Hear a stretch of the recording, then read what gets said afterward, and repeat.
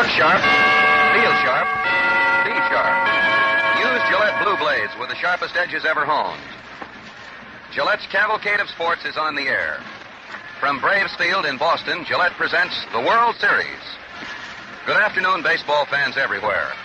This is Jim Britt with Mel Allen greeting you for the Gillette Safety Razor Company as the Cleveland Indians and the Boston Braves get ready for their crucial sixth game of the 1948 Championship Series.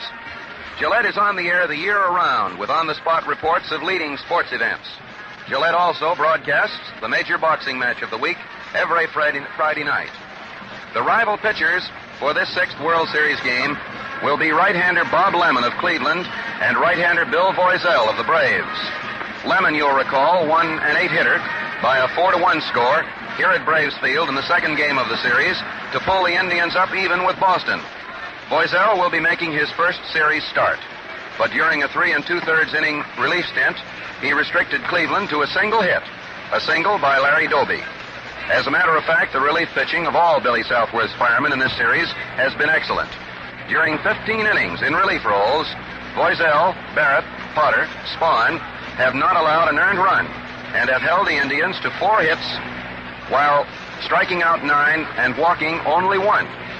In his victory earlier in the series in the second game, Lemon yielded 1 unearned run, but a successful pickoff play plus a costly Braves error cost the Braves at least 1 run and handed the Indians a score. But even so, Lemon's pitching deserved the victory. Yesterday, at a time when series observers were on the verge of calling this 1948 championship one of the most lackluster of modern times, the power hitters stole the show, or most of it.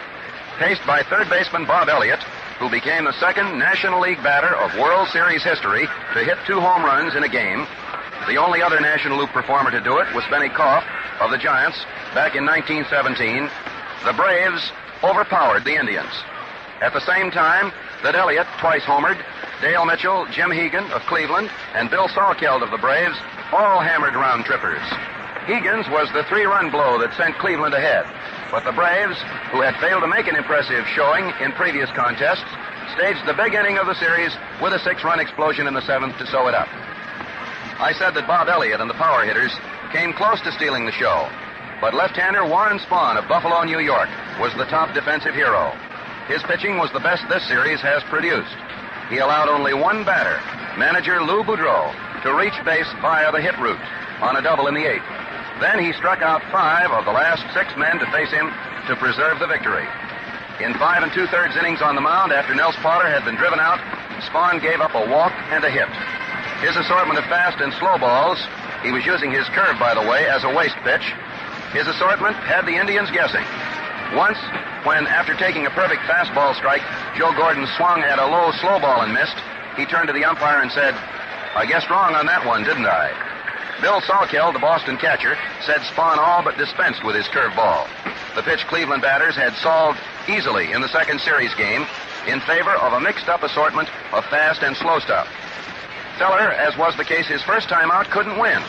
Today, veteran observers are comparing his plight with that of the late, great Walter Johnson, who never did win a series game until the twilight of his career and then in a relief role. No recent series, I think, has seen so many former infielders and outfielders rack up mound victories. Bob Lemon was both an infielder and an outfielder at one time. Steve Gromek played the infield. John Sain once roamed the outfield. It may get to be a habit, this switching around, since last year John Lindell, a former pitcher, was one of the top heroes of the series.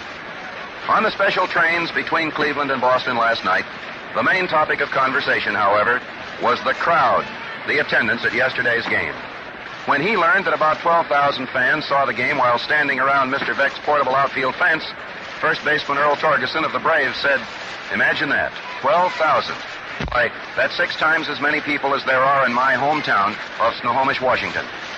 To the Cleveland club, yesterday's game was a bitter disappointment. The Indians consider Feller the same great performer everyone else does. The idea of his losing by any such lopsided score as 11-5, despite the fact that of the 11 Boston runs, only 7 were charged to Bob, seemed inconceivable. But when the Braves broke the 5-run tie on Torgeson's 7th-inning single, scoring Holmes, even Bob Hope, one of the most rabid Indian rooters, turned to a companion and said, "There's the ball game. We'll never get a hit off that guy, Spahn." he has it today. Well, he did have it. Boudreau's double was the only hit. So the series now faces its sixth game with the Braves back on home soil, set to face their second game conqueror, Bob Lemon. Boston seems even more baseball mad today than on the day the series opened. This morning's Boston Herald carried the streamer headline, "Welcome home, Braves. Everyone salutes you." Fire equipment, bands, and huge crowds had already jammed Trinity Place when the Braves special arrived early this morning. Yesterday afternoon, after the Braves' victory in Cleveland, when the rush seats went on sale here at the park, the rush of the crowds broke all bounds, and the sale had to be postponed in the interest of safety. Braves Field holds only half as many persons as the huge and beautiful Lakefront Stadium in Cleveland, so today's crowd will probably approximate 40,000. The World Series checks this year will be sizable. Don't think they won't. The players' share of the receipts amounts to more than $548,000. Of that amount, 70% is earmarked for these two World Series contenders. The winner's share of the 70%, which is 60%, will total more than $7,400 on the basis of a 31-share split as previously announced, which means that even the losers' individual World Series checks will approximate $5,300, and the Boston Red Sox, for having finished second in the American League this year, will doubtless receive a larger share than they did as the losers' end of the World Series of 1946. Few World Series checks have ever approximated this total. If you're statistical-minded, perhaps a breakdown of the runs, hits, errors of the clubs will interest you. In the 5 games already decided, the Braves hold a scoring edge of just a single run, 14-13. In hits, Boston has a 34-28 advantage, thanks to yesterday's slugfest. The Indians have been charged with the fewer errors, 3-6, and both teams have left 27 runners on base. 20 Indians have struck out, Walt Judnick 4 times. 18 Braves have gone down on strikes, Rickert 4 times. The Braves have walked a total of 11 times, the Indians 10 times. The individual batting leaders are Torgeson and Stanky of Boston, with averages of 429 and 308. For Cleveland, Doby tops the regulars with a mark of 278. Boudreau is 263. In team batting, Boston's mark is 218, Cleveland's 179. And now, before giving you the batting orders and the array of the umpires for this 6th World Series game, hats off to our northern neighbor, our good neighbor, Canada, which today in the Dominion is celebrating Thanksgiving Day. And Gillette, Mel, and I hope that their celebration is enhanced by a thrilling World Series broadcast. Here are the batting orders. For Cleveland, Mitchell, left field. Doby in right field. That's a change. Boudreau, shortstop. Gordon, second base. Keltner, third base. Tucker, Thurman Tucker, formerly of the White Sox, will be in center field. Robinson, first base. Hegan, the catcher. And the pitcher, right-hander Bob Lemon, with a season's record of 20 victories, 14 defeats, and a previous World Series record of 1 victory, an 8-hitter in which he yielded only 1 unearned run. For Boston, Holmes, right field. Dark, shortstop. Torgeson, first base. Elliott, third base. Rickert in left field. Salkeld, the catcher. Mike McCormick in center field. Stanky, second base. And Big Bill Voiselle of 96 South Carolina and Mustang, Oklahoma on the mound with a season's record of 13-13. Bill Summers of the American League at the plate. Bill Stewart of the National League at first base. Bill Grieve of the American League at second base. George Barr of the National League will be at third base. The left field foul umpire will be Babe Pinelli of the National League staff. The right field foul umpire will be American leaguer Joe Paparella. Out in center field at the moment, Baron Hugo's band is massed, ready to play the national anthem, and the colors will rise to the top of the staff under the supervision of the Marine Color Guard from the Marine Barracks of the Boston Naval Base. But first, the Braves bullpen pitchers and the Cleveland bullpen pitchers will be given an opportunity to clear the field. Bob Lemon is still warming up. Bill Voiselle is still warming up. Voiselle, incidentally, has pitched a total of 3 2/3 previous innings, has walked no one, has allowed no runs, has had no strikeouts, and has yielded just one single to Larry Doby. Today's crowd is likely to be the largest of the Boston series. The skies overhead are cloudy, overcast, but there is not a threat of rain. The Indians and the Braves both arrived on special trains this morning. They went through intensive fielding, batting practices, and in just a moment or two, the 6th game of the World Series will get underway. You're familiar with the way the pattern of the previous games has gone, of course. In the opening game, Boston defeated Bob Feller 1-0, Johnny Sain the winning pitcher. In the second game, Cleveland tied it up with a 4-1 victory, Lemon the winner, and Spahn the loser. Ladies and gentlemen, the national anthem.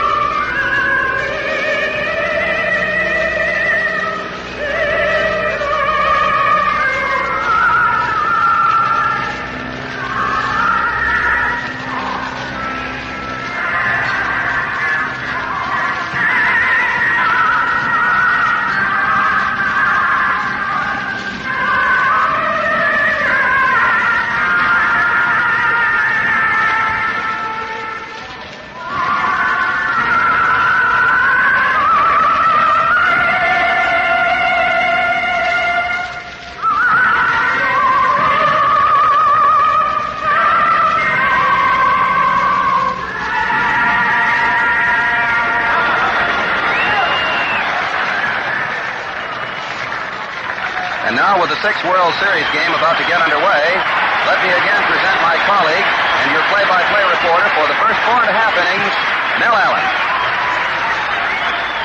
Hello there, everybody. Before the ball game does actually get underway, let's pause 10 seconds for station identification. This is the Mutual Broadcasting System. For the World Series and other top sporting events the year round, keep tuned to 710. This is WOR, New York.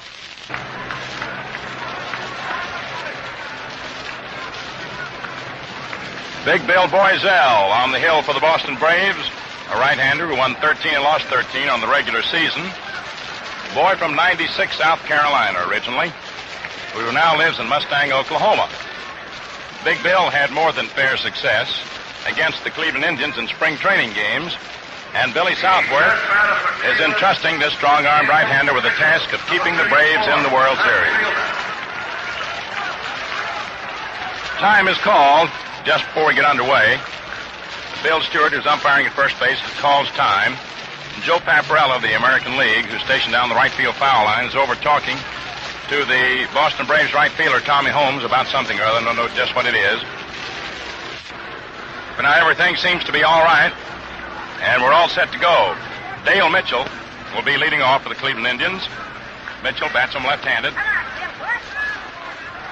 Voiselle looks in to get his sign from Bill Salkeld in the crouch back of the plate. Mitchell, who's had 3 out of 19 in the series, hitting at 158. First pitch. It's in there for a call strike. It was a fastball. Bill Voiselle whipped it in there just about knee-high. Bob Elliott goes over into the grass of the infield, picks up a piece of paper. He's laying in fairly close at third, looking for a bunt possibly. Outfield playing Mitchell around toward left. Here's your delivery, and it's high inside for ball 1. That evens up the count 1-1.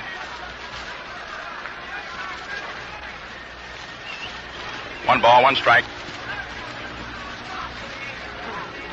Boiselle gets that sign from Salkel. He's in no hurry. Dale Mitchell, left-hand batter. Here's the pitch. Mitchell takes inside now for ball 2. 2 balls, 1 strike. Larry Doby's on deck with Lou Boudreau to follow. Bill McKechnie coaching back at third base. Mel Harder back to first base.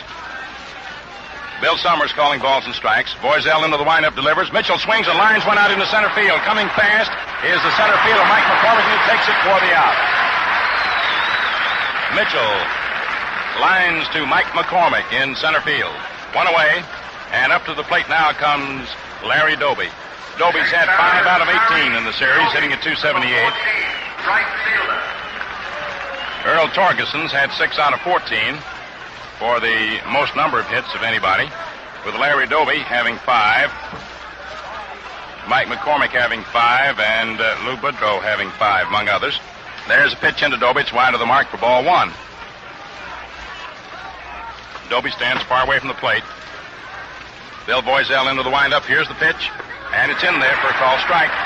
1-1. Larry Doby got the only hit off Bill Boiselle the other day when Bill hurled his relief stint. Now the pitch. Doby takes fastball over for called strike 2. Fastball in there about letter high. Boiselle, went 3 2/3 innings in relief pitching. Allowed 1 hit, no runs, didn't walk anybody, didn't strike out anybody. The big right-handers into the windup. Here's the pitch. Doby takes curve inside. Ball 2, 2-2 the count.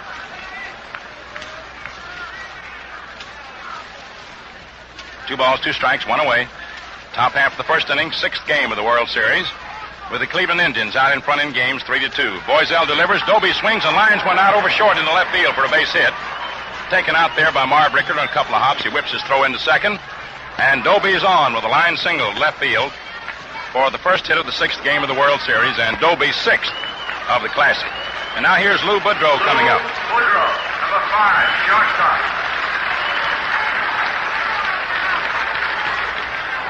Lou bats him right-handed. The stretch by Boiselle. Here's the pitch. Lou takes it in the back. He's hitting the small of the back by a pitched ball. He's all right, however. Shakes it off. As a matter of fact, he reaches down and picks the ball up on the baseline as he trots on down to first base. The ball hit him right in the small of the back, just above the hips. And that moves Larry Doby down to second. Lou Boudreau, Joe Gordon, hit by a pitched ball. 4, second baseman. And that moves Doby down to second and brings up Joe Gordon.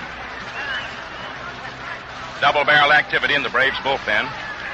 Red Barrett, a right-hander, is one of the men who's warming up. We're checking the identity of the other. Looks like it may be Vern Bickford. Now the pitch to Joe Gordon. Swung on and fouled back to the screen. Strike 1. As the Flash was going after that first pitch, hoping to drive it far and deep. The outfield playing Joe Gordon around toward left, playing him to pull. Infield shaded around toward third with Bob Elliott deep close to the line. Al Dark, the shortstop, deep over into the third base hole. Eddie Stanky over toward second base. They're in potential double play position if the opportunity should present itself. Runners lead off second and third. The stretch by Boiselle. Here's the pitch. Joe Gordon takes high. And the count is evened up now at 1-1. 1 ball, 1 strike. You got Kenny Keltner on deck. Bill McKechnie coaching at third. Mel Harder at first for Cleveland. A lot of room down that right field line. The outfield so far swung over toward left. Here's your pitch. Gordon takes high again. Ball 2, 2-1. William Boiselle, 6'3", 200-pounder, whose birthplace is listed as Greenwood, South Carolina, but who made 96 South Carolina quite famous. Pitches down to Joe Gordon, who started to swing, held up, but Bill Summers says to strike anyway. And it's a 2-2 count on Gordon. And now Bill Summers indicates that Gordon broke his wrists. In other words, he swung around enough for it to be called a strike. It was a high fastball. And it's a 2-2 count. You got Larry Doby on second. Lou Boudreau on first. 1 out, top half of the first inning, 6th game of the World Series. Bill Boiselle ready with the stretch, looks back at second base. Here's the pitch. Joe Gordon swings and fouls it back to the screen. Count remains 2-2. Gordon guarding that plate very closely. And that time he wasn't flailing away for any great distance. You're just trying to meet the ball. Doesn't want to strike out if he can help it. Of course, if he sees something that comes in there pretty fat, he might tee off on it. All right, Boiselle is ready with the stretch. Doby leads off second. Boudreau off first. Here's the pitch. Joe Gordon swings and lines one deep to left field. Going back is Rickard. He makes the catch of the line drive. And the runners have to hustle back to their respective bases. Doby to second and Boudreau to first. Joe Gordon plastered a liner to deep left, but Marv Rickard was right back there deep to take it. So with two down, up comes Kenny Keltner. Keltner, right-hand batter.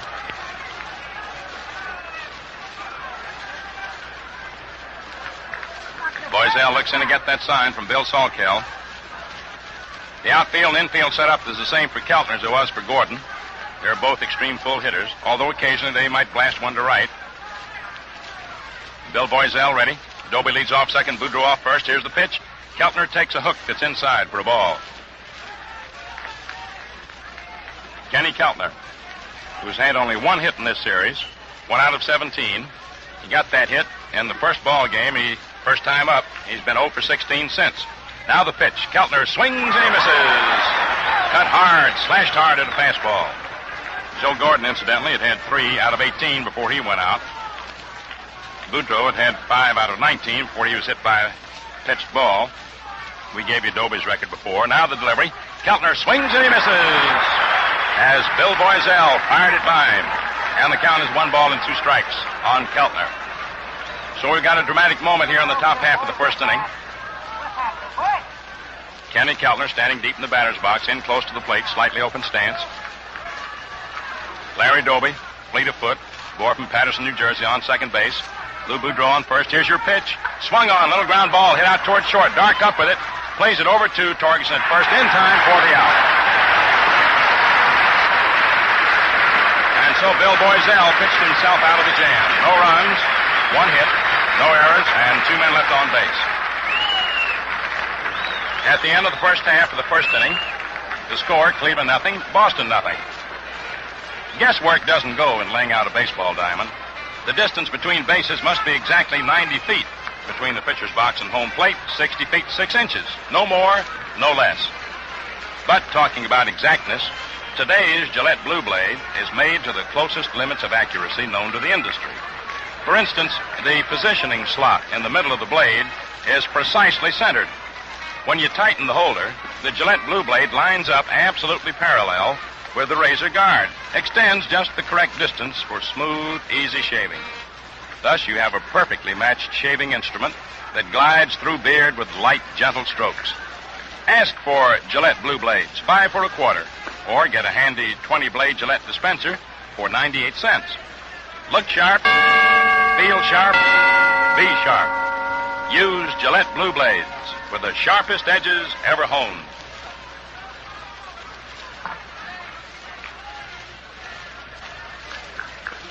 Coming into the last half of the first inning, Bob Lemon on the hill for the Cleveland Indians, and he'll be facing Tommy Holmes, Al Dark, and Earl Torgerson. Incidentally, a sidelight about Kenny Keltner and a possible reason for his not hitting better in the series. Cy Johnson, Braves coach, was with Keltner in the Navy. Played some ball with him together, with Kenny. They played ball together, and he got the Braves pitchers pretty well briefed on whatever weaknesses Keltner may have at bat. Here's a little bumblebee right in front of the microphone. Get out of there. All right, we're ready. Tommy Holmes up, left-hand batter, takes outside from Bob Lemon. Ball 1. 1 ball, no strikes. Last half of the first inning. Tommy Holmes has had 3 hits in the World Series and 21 times at bat for a series average of 183. One of his hits, though, was most productive. It won the first game. Bob Lemon throws. Holmes swings, sends a little dribble right to the mound. Taken by Lemon on 2 hops. Throws on over to Eddie Robinson, and Holmes is out. Pitcher to the first baseman. Lemon to Robinson. And thus, Bob Lemon starts out today, just as he did the other day, in his first starting effort, when he had so many chances. Number 2, shortstop. And Holmes, incidentally, bounced out to Lemon 3 times in the game that Bob started here at Braves Field. So Holmes starts out in the same fashion himself. Now Al Dark, a right-hand hitter up, looks at a fastball that's inside, about letter high, ball 1. Al Dark has had 3 out of 20, hitting at 150 in the series. He has quite a spread, his feet wide apart, not too close to the plate. Outfield toward left. Here's your pitch. And it's outside now for ball 2. 2 balls, no strikes.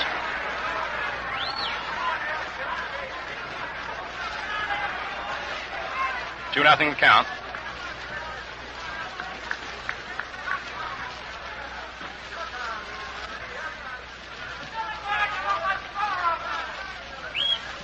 Here's your pitch. Swung on and fouled off. Back of first base, out of play, into the lower stands. 2 balls, 1 strike to count on Al Dark. 1 out, last half of the first inning, 6th game of the World Series, with the Cleveland Indians still needing but 1 victory to end it all, and the Boston Braves still battling to send it out to its full extent of 7 games. Bill Summers, the plate umpire, decides to dust off the plate. Bill Stewart of the National League umpiring at first base. Billy Grieve of the American League at second. George Barr of the National League at third. Dave Pinelli, National League alternate, stationed down the left field line, and Joe Paparella, American League alternate, stationed down the right field line. Now the pitch is bunted down the third base line.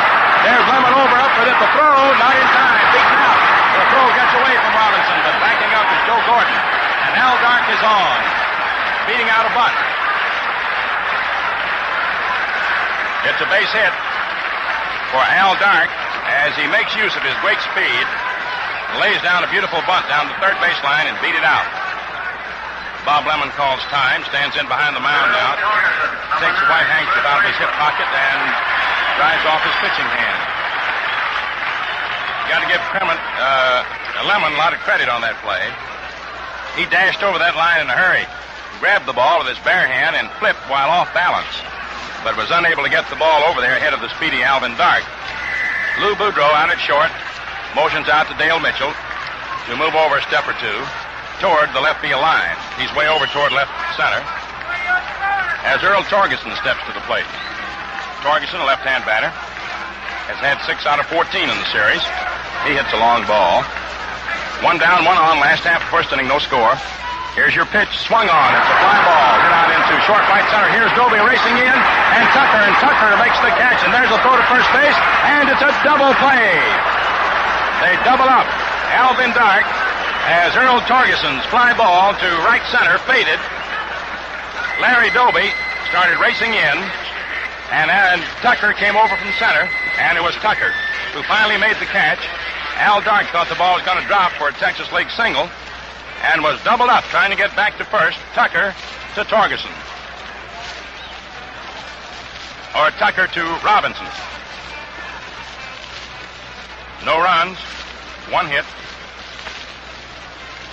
no errors, and nobody left on. That was a nice play by Thurman Tucker. And that's the 6th double play that the Cleveland Indians have come up with in the series. Thurman Tucker came a long way to get that ball. He's very fast. It was obvious that Doby wouldn't get to it in time, and Tucker came from nowhere to get it. Alvin Dark had all the reason in the world to think he was doubled off at first base on a nice throw from Tucker to Eddie Robinson. So at the end of 1 inning of play, it's 0-0. We're ready now to move into the top half of the second with Thurman Tucker leading off. And as so often happens, when a man makes a nice fielding play in the field, he's the first man at bat coming up in the next inning. Takes a pitch outside for ball 1. Tucker bats him left-handed. He hasn't seen any service in this World Series. Here's the pitch. Swung on, popped up in the air, foul off to the left of the plate. Bob Elliott moves away from third base under it, makes the catch. About 20 feet off the third base line, foul territory, and there's 1 away.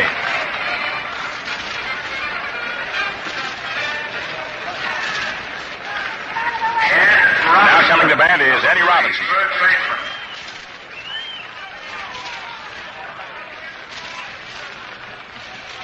Eddie Robinson bats him left-handed, Indians first baseman.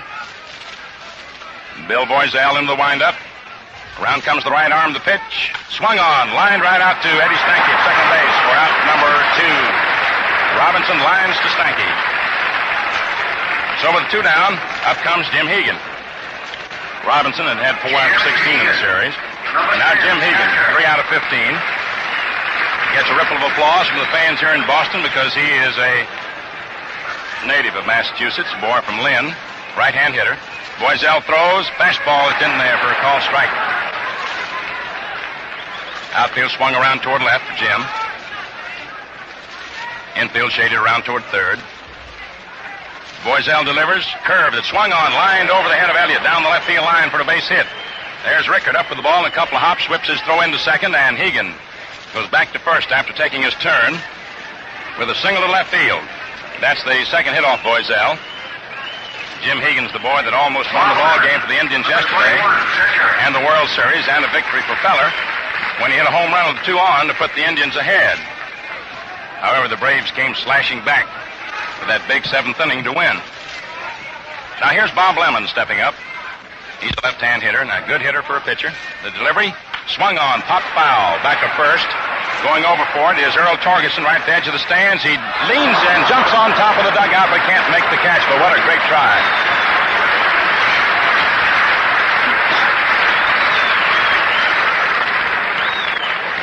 Torgeson sort of jumped onto the Indians' dugout trying to catch that one.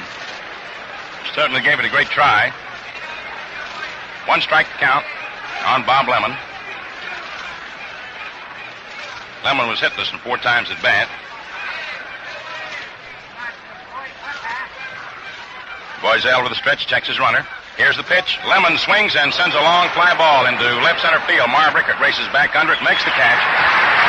That's all for Cleveland, top of the second. No runs, 1 hit, no errors, and 1 man left on. The score at the end of an inning and a half, Cleveland nothing, Boston nothing. Ray Scarborough, well-known pitcher for the Washington Senators, is watching today's game with us. Hear what he has to say about the convenience of the new Gillette Blue Blade dispenser. Come in, Ray. I'm glad to recommend the Gillette dispenser to you fans, for it's the handiest thing I've come across in a long time. My beard is tough, and I change blades frequently. But with the dispenser, that's no trouble at all. Now, folks, that was Ray Scarborough. Next time you buy Gillette Blue Blades, take his advice.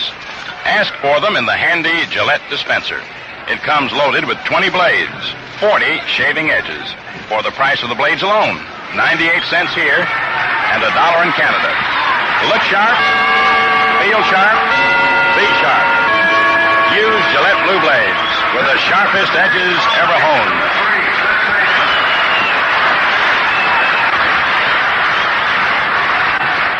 That round of applause greets the appearance at the plate for the Boston Braves in the last half of the second inning, Bob Elliott.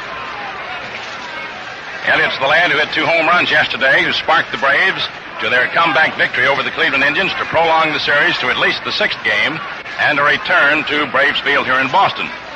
Elliott, a right-hand hitter, now has a batting average in the series of 4 out of 18. That's .222, but he has driven in 5 runs.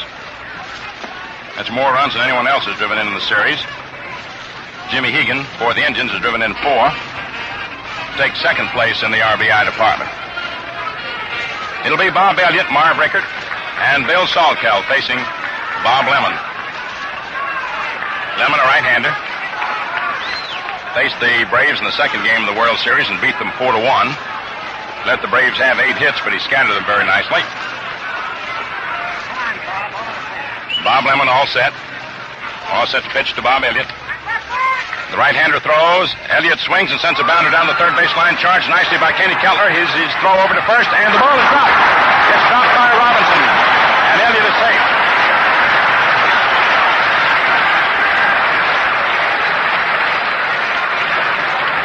On that play, the ball charged by Keltner. The ball twisted off to Kenny's right just as he was ready to receive it. But he grabbed it anyway. His throw was on the home plate side of first base. Robinson had to stretch to get it as Elliott was bearing down on him, and Ed sort of slapped at the ball and couldn't hang on to it. Now coming up to bat is Marv Rickert. There's Balk as Elliott took his lead off first. Bob Lemon with the stretch started to throw to first base, and Eddie Robinson wasn't there. He was in behind the runner. So Bob Lemon was afraid of throwing the ball away, and as a result, he's charged with a balk. And that enables Bob Elliott to go down to second. Now, they have ruled Elliott is to be credited with a base hit and no error on that previous play. There's a pitch that's low outside now to Marv Rickert for ball 1. So as we saw and described for you, that ball took a peculiar twist on Keltner at the last second. He had to evidently hurry his throw, and the official scorer gave Elliott a base hit, and he goes to second on the balk. Now the pitch to Rickert. Swung on and fouled off at the plate. Strike one. They have given Elliott credit for a base hit rather than charge anyone with an error. Bob Lemon has come into the plate to talk to Jim Hegan.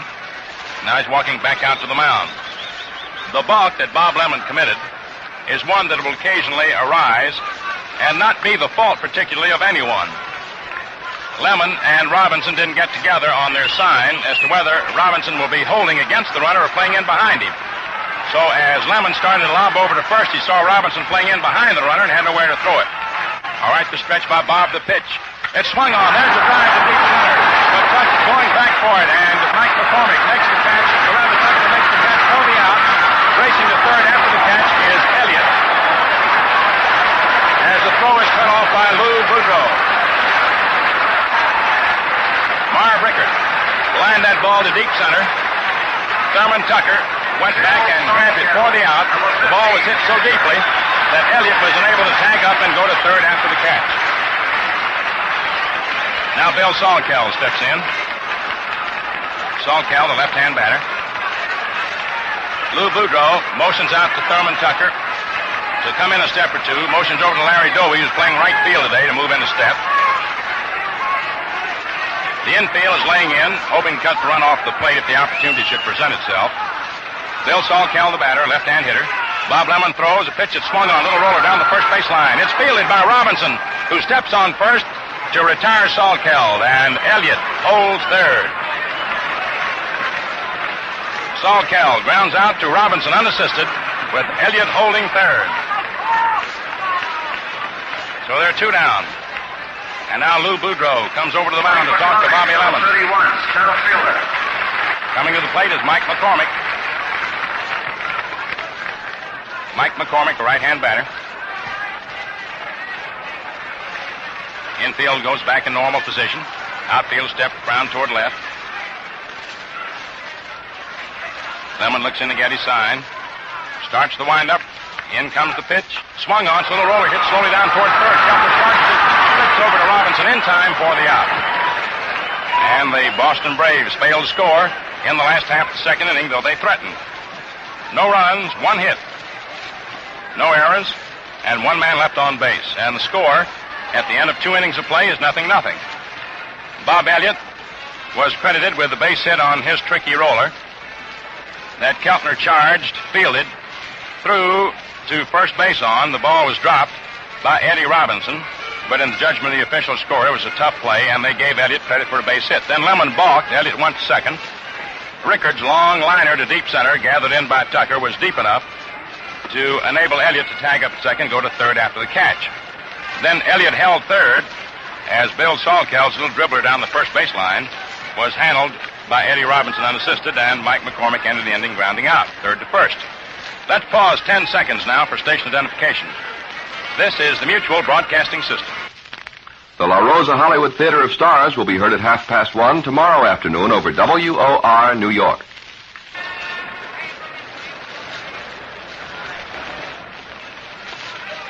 Going into the top half of the third inning, it'll be Dale Mitchell leading off for the Cleveland Indians as we go to the top of the order. Dale Mitchell, Larry Doby, and Lou Boudreau. Mitchell plied to center field in the first inning.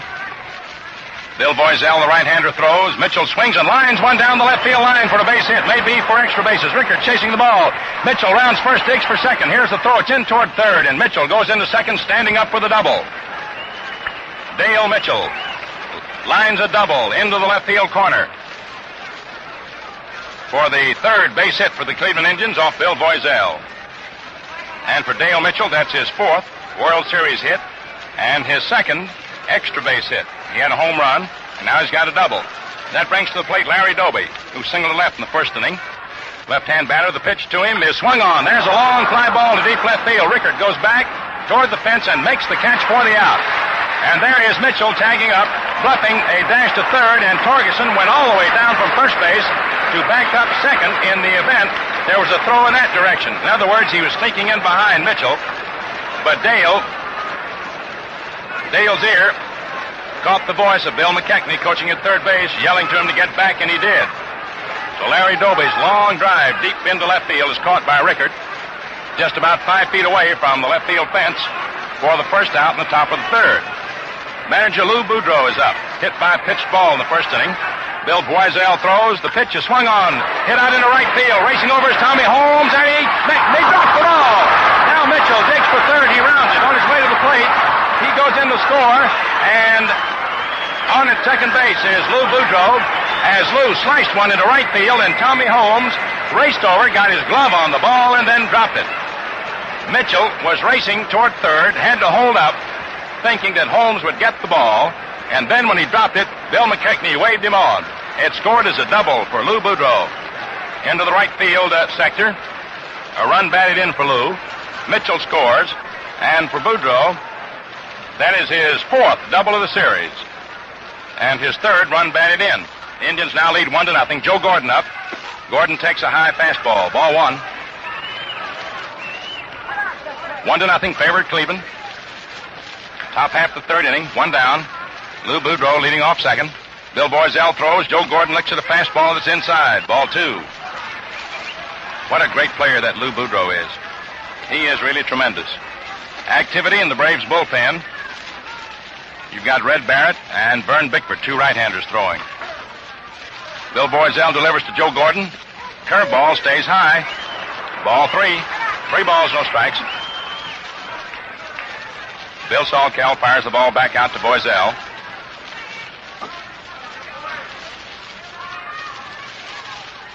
Outfield pulled way around toward left. Boudreau leads off second. Here's your pitch. Gordon takes a strike call. That 3-0 pitch is right in there. Gordon taken all the way. So it's a 3-1 count on the flash. Gordon flies to left field in the first inning. Lou Boudreau takes his lead off second. Stanky tries to dance in behind him, pull him back to the bag. Here's the pitch. Swung on by Gordon, popped high into the air toward third. Bob Elliott under it, right at the bag. He moves over into foul territory, makes the catch in foul territory. And they're 2 away. Gordon fouls out to Elliott. About a foot outside the third base bag. Now with 2 down, up comes Kenny Keltner. Keltner was tossed out by Al Dark in the first inning. Right-hand hitter stands deep in the batter's box, in close to the plate. Slightly open stance. Pull hitter, outfield toward left. Eddie Stanky just about 2 strides to the right of second as we look out onto the field. Here's the pitch, and it's a high fastball. Ball one. Bob Elliott playing deep at third, close to the line, or as they say in New England, Elliott. 1 ball, no strikes. And the pitch. Swung on it, missed strike one, and how that Keltner did take a cut at that one. He was really slashing. I'll say one thing for Keltner. If Boiselle should happen to give him something on the outside that Keltner can get hold of, he's got an entire county to hit it into in the right field sector. Now the pitch. Keltner swings and fouls it off the plate. Strike 2, 1-2. Of course, Keltner's primarily a pull hitter.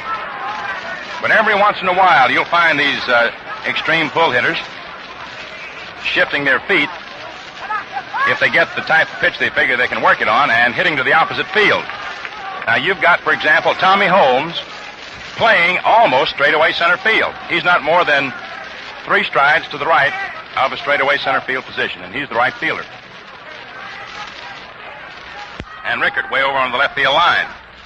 Now the pitch to Keltner. Swung on it, missed strike 3.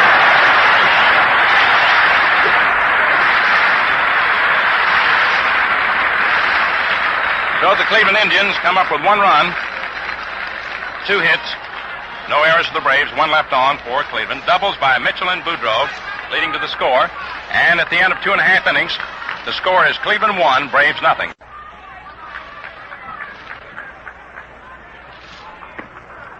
Coming into the last half of the third inning is going to be Eddie Stanky leading off for the Boston Braves. Indians lead 1-0. It'll be Eddie Stanky, to be followed by Bill Boiselle, and then we'll go to the top of the order and pick up Tommy Holmes. Eddie bats him right-handed. He's had 4 hits and 13 times at bat in the series. Outfield around toward left. Not too extreme, however, and not too deep. Bob Lemon delivers. Fastball, it's high. Ball 1. Stanky's sort of a half bluffed a bunt and had a look at Kenny Keltner. Keltner's laying back fairly deep. Of course, Stanky may not be laying one down because that ankle injury slowed him up tremendously. Here's your pitch, and it's low inside for ball 2.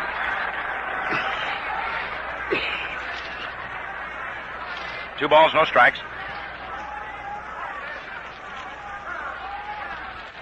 Lemon getting that sign from Hegan.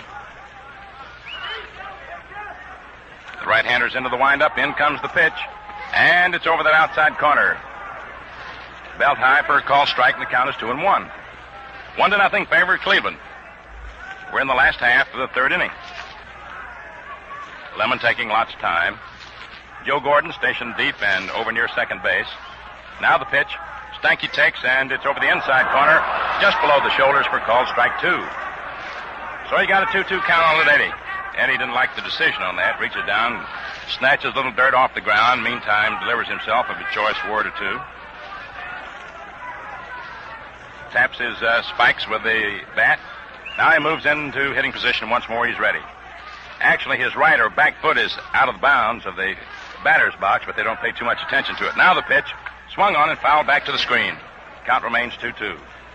Every once in a while, a catcher will call to the umpire's attention the fact that Stanky's hind foot is outside the back restraining line of the batter's box, which, strictly speaking, is against the rules.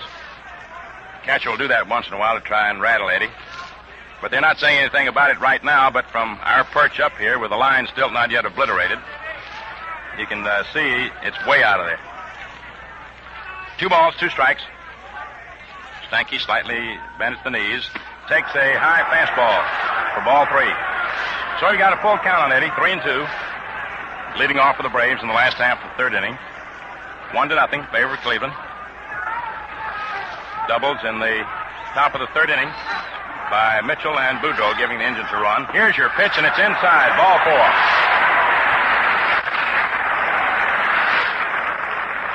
Eddie Stanky works his specialty, that of getting a base on balls, and he's on first base. That brings to the plate Bill Boiselle.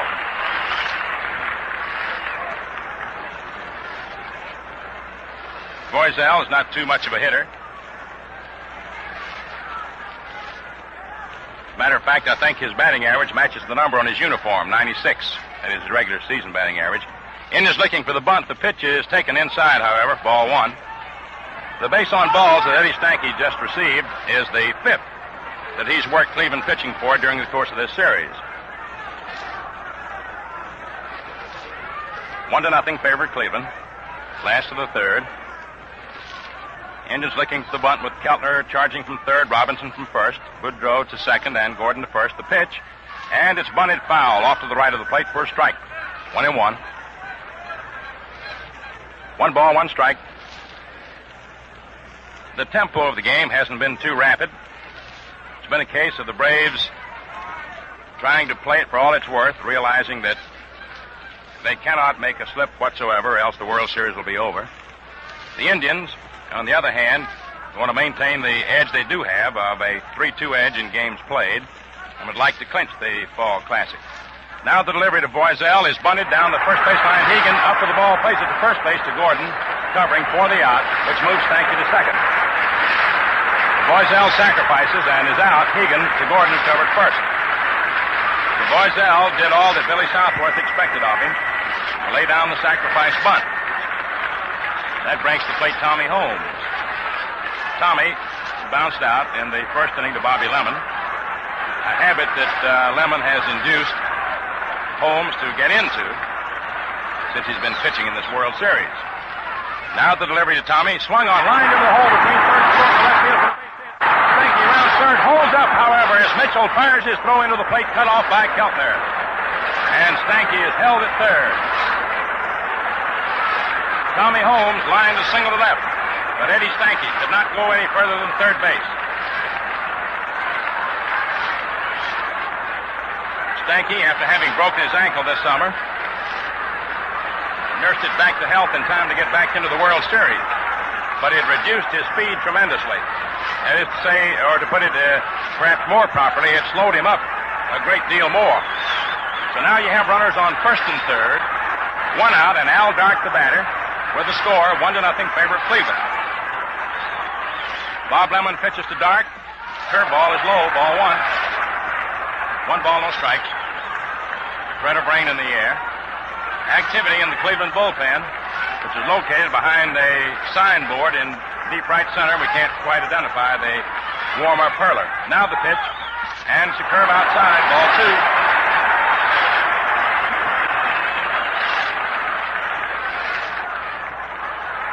2. We believe it to be Steve Gromek. Steve Gromek throwing the bullpen for Cleveland. Bob Lemon, who beat the Braves 4-1 in the second game of the World Series, in a little difficulty right now. Indians lead 1-0, last to third. Stanky on third. Holmes on first, 1 out. Stretch the pitch. Al Dark takes low, ball 3.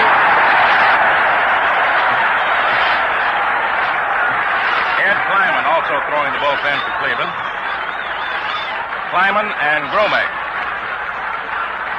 Lemon gets a sign from Higgins. Stanky on third. Holmes on first. 1 away.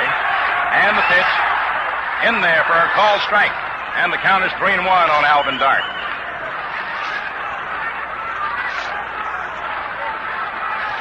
Three balls, 1 strike. Outfield, around toward left. Not too deep and right. Indians infield in double play position. Here's the pitch. Swung on. The ground ball hit back to Lemon. Lemon to Boudreau for 1. Back to Robinson. Double play.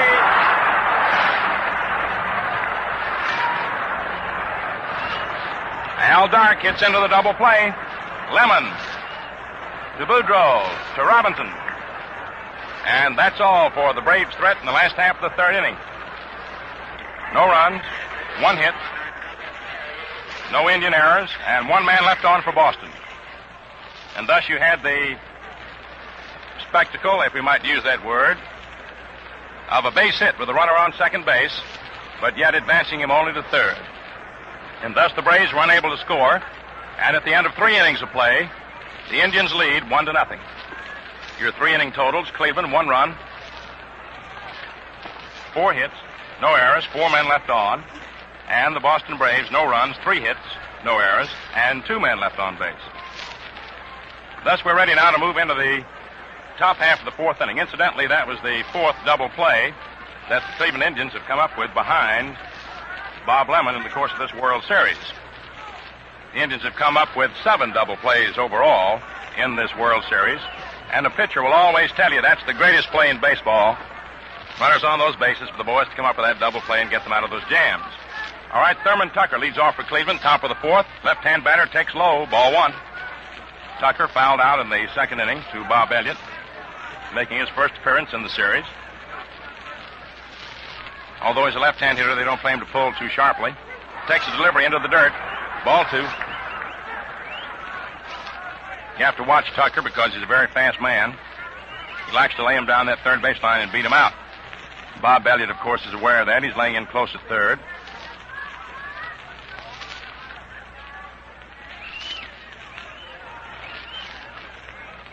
Cleveland Indians getting on Bill Voiselle, a good-natured bench jockeying. Bill looks back over into the Cleveland dugout. Now he's into the wind-up pitches. Tucker swings and fouls it off to the right of the plate. 2-1 the count. Of course, Bill knows most of the boys pretty well. When a member of the New York Giants, Voiselle used to pitch against the Indians in spring training. Now the delivery. Swung on, it's a bounding ball hit out towards second base. Stanky to his right, up with it, over to first, in time for the out. Tucker grounding out Stanky to Torgerson. Eddie handling himself very loosely and easily as he fielded that ball within 1 stride of second base as you look out onto the field. Now Eddie Robinson steps up, a left-hand batter. Lined out to Stanky in the second inning. Outfield goes back a little deep, almost straight away. Bill Voiselle throws, pitch is swung on, fouled off, out of play, back of third. Strike 1, as Robinson didn't get around that ball fast enough and hit it on the handle of the bat and fouled it off out of play. 1-0 favorite Cleveland. Top half of the 4th inning of the 6th game of the 1948 World Series. With the Indians, 1 game up, 3-2. Now the pitch. Very high fastball. Count even up at 1-1. You've got Marv Rickard in left field, Mike McCormick in center, Tommy Holmes in right. Bob Elliott at third, Al Dark short, Ed Stanky second, Earl Torgerson first, Bill Salkeld catching, Bill Boiselle pitching to Eddie Robinson, left-hand batter, who swings and lines one out to right field. Coming fast is Tommy Holmes, and he makes the catch for the out. Robinson lines to Holmes in right field. Tommy had to come in for that ball because it was sinking and might have dropped for the base hit, but for his quick burst of speed and his quick reaction in moving in on that ball. Now with 2 down, you got Jimmy Higgins stepping up. Jim single to left field in the second inning. Bill Boiselle, anxious to work, delivers. Higgins looks at a fastball that's in there for a called strike. Jim Higgins is on his way to becoming one of the all-time great catchers, in most folks' estimation, in the American League. Now the delivery. Swung on and missed strike 2 as he made Higgins go after a bad ball. A low inside fastball. 2 strikes to count on the Indian catcher. 1-0, favored Cleveland, top of the 4th. Boiselle throws, sidearm fastball that's high outside. 1-2. That might have been a sidearm curve instead of a sidearm fastball. In any event, it was outside and high. So the count is 1-2. Boiselle throws, pitch is swung on, he missed. Strike 3. And I mean, that big Bill just reared back and fired that one. No runs, no hits, no errors, nobody left on. And at the end of 3.5 innings, the score, Cleveland 1, Boston 0. Years ago, when the first World Series was played, nobody dreamed that someday this great baseball classic would be broadcast everywhere as it is today. Neither did anybody dream of a razor as advanced in principle as the ultra-modern Gillette Super Speed Razor. This one-piece razor has a notched positioning bar for use with the Gillette Blue Blade dispenser. You just hook on a blade and it drops in place, presto.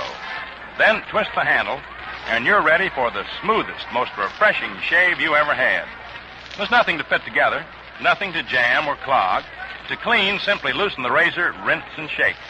Why not enjoy extra shaving comfort and convenience? Ask for the improved Gillette Super Speed Razor with 10-blade Gillette dispenser. A big $1.50 value for only $1. Last half of the 4th inning. The Boston Braves will be sending up Earl Torgerson, Bob Elliott, and Marv Rickert. You know, incidentally, we had a wire, Jim Britt and I had wires asking us if a player was ever put out of a World Series game for arguing with an umpire, a thing that stemmed from Lou Boudreau arguing with Bill Stewart the other day. In answer to that, we can tell you that Frank Chance, Cub first baseman and manager in 1910, was put out of a World Series game, and Heine Manush with the Washington Senators, the left fielder, was put out of a World Series game in 1933 by the umpires.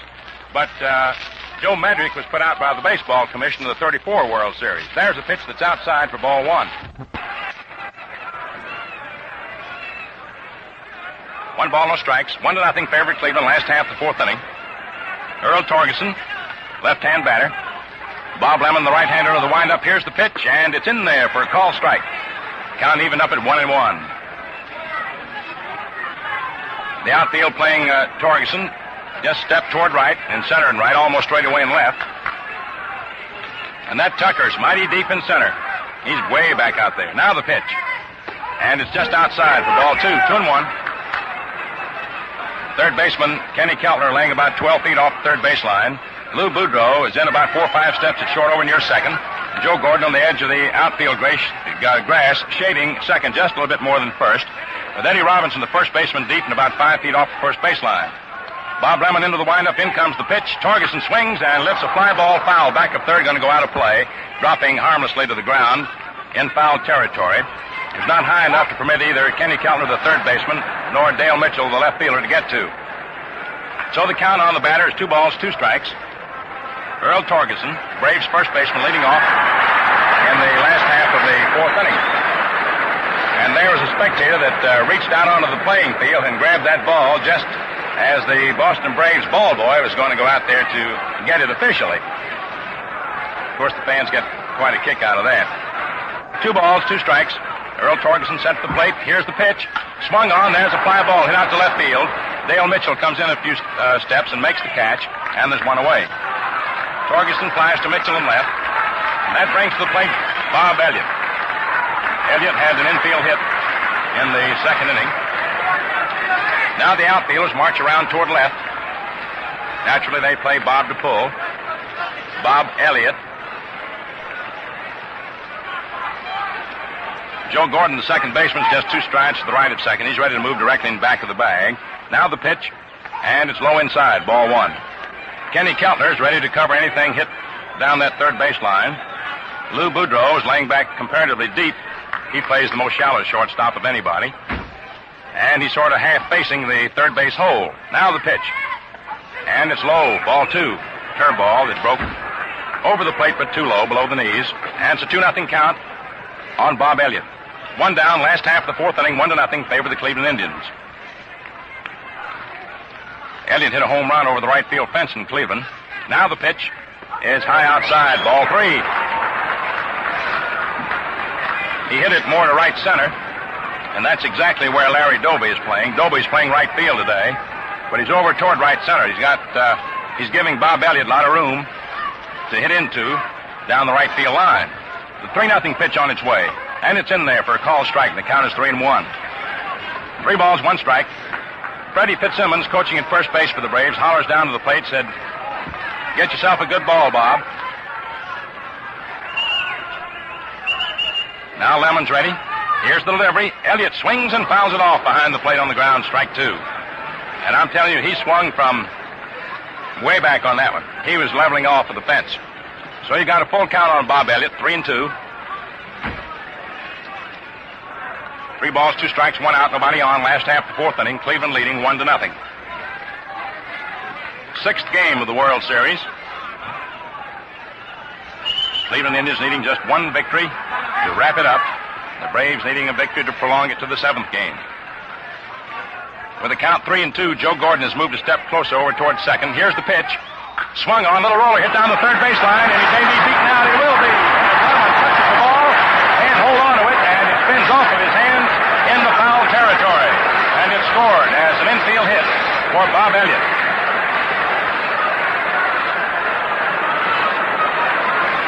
Bob swung with all his might, but succeeded only in topping the pitch. It rolled slowly down the third baseline. Keltner was laying back deep at third, as we told you, so Lemon had to field it. He raced over it, got his bare hand on the ball, but it spun off, and as he tried to pick it up, all in the same motion, he sort of half pushed it across the foul line a few feet. And Elliott easily beat it for an infield hit. That's the 4th hit for the Boston Braves, and 3 of them have been infield hits, all of them on plays that Bob Lemon was involved in. And now you've got Marv Rickert, left-hand hitter up. Rickert swings and foul tips it, strike 1. Bob Lemon throws a sinker, which is difficult for a hitter to lift. And thus, as he forces these hitters to hit that sinker, they're topping the pitch and making them roll on the ground. Sometimes when the batter gets ahead of the pitcher in the count, and the pitcher figures he can't get that sinker over, they might give him something a little too fat, and they will hit it up in the air. Marv Rickert, left-hand hitter up, stretched by Lemon, the pitch. Rickert takes outside, ball 1, 1-1. It's a 1-0 ball game in favor of the Cleveland Indians. We're in the last half of the fourth inning at Braves Field. Bob Elliott's on first base, 1 out, and Marv Rickert, who flied to center in the second inning, the batter. Lemon all set. Here's his pitch, and it's outside. Ball 2. 2 balls, 1 strike. Billy Southworth coaching at third base, slapping his hands together, walking up and down. Freddie Fitzsimmons coaching at first, watching Eddie Robinson for Bob Elliott. Robinson not on the bag with Elliott, but just a step in behind him. Outfield for Marv Rickert, step toward right, almost straight away. Lemon delivers, Rickert takes strike 2 call. It was a fastball that came in there just below the shoulders. Rickert steps out of the batter's box for a moment. Now he's back in hitting position. Count on him, 2-2. 2 balls, 2 strikes, 1 out. Lemon looks in to get the sign from Hegan. Ready now, takes a stretch. Elliott moves off first. Here's the pitch. Swung on. There's a long fly ball hit to left field. Dale Mitchell going back. He's going to get under it, near the wall, makes the catch. Elliott, all the way down to second, turns and races back to first. Dale Mitchell caught that ball not more than 8 to 10 feet away from the left field fence, more than 335 feet away from home plate, which is a pretty good drive for a left-hand hitter who hit to the opposite field. So they're 2 down, and Bill Salkeld coming up. The Braves catcher grounded out to first baseman Eddie Robinson in the second inning. Left-hand batter. Bob Lemon proceeds to work on him. Elliott moves off first. Now the pitch is outside. Ball 1. Kenny Keltner walks in a step or two at third, kicks the dirt, hollers something over to Bob Lemon.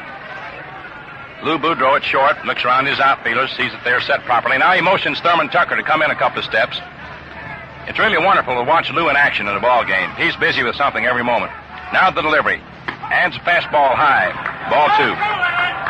Lou is either giving signs to Jim Hegan, the catcher, or hollering something to the pitcher, or motioning his outfielders to move a step this way or that way, or back or in. Now he looks around to see where Doby is, and Tucker and everybody. Then he has to worry about his own position. Bob Lemon all set. He throws the pitch outside. Ball 3. 3 balls, no strikes. Bill Salkeld, the batter. Kenny Keltner laying about 10, 12 feet off the third base line and about halfway back. Lou Boudreau is in halfway over near the bag. Now the pitch. And it's right in there for a call strike. 3-1. Activity in the Indians' bullpen. Steve Gromek and Eddie Kleiman. 2 right-handers throwing. Joe Gordon very deep, halfway between first and second. He's back on the outfield grass. Now the delivery. There goes Elliott. Pitch is taken outside. Ball 4. Evidently they had the hit and run on. I don't think Elliott was trying to steal. They evidently had the hit and run on, and the pitch was way outside and was taken for ball 4. And now Salkeld has an equal number of bases on balls as Eddie Stanky. They both have worked Cleveland pitchers for 5 bases on balls during the course of the series. So Salkeld is on first. Bob Elliott's on second. There are 2 down. And the batter is Mike McCormick, who grounded out to Kenny Keltner in the second inning.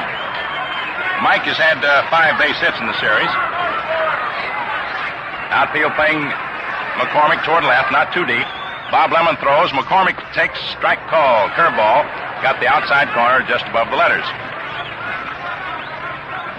Larry Doby is comparatively shallow in right field.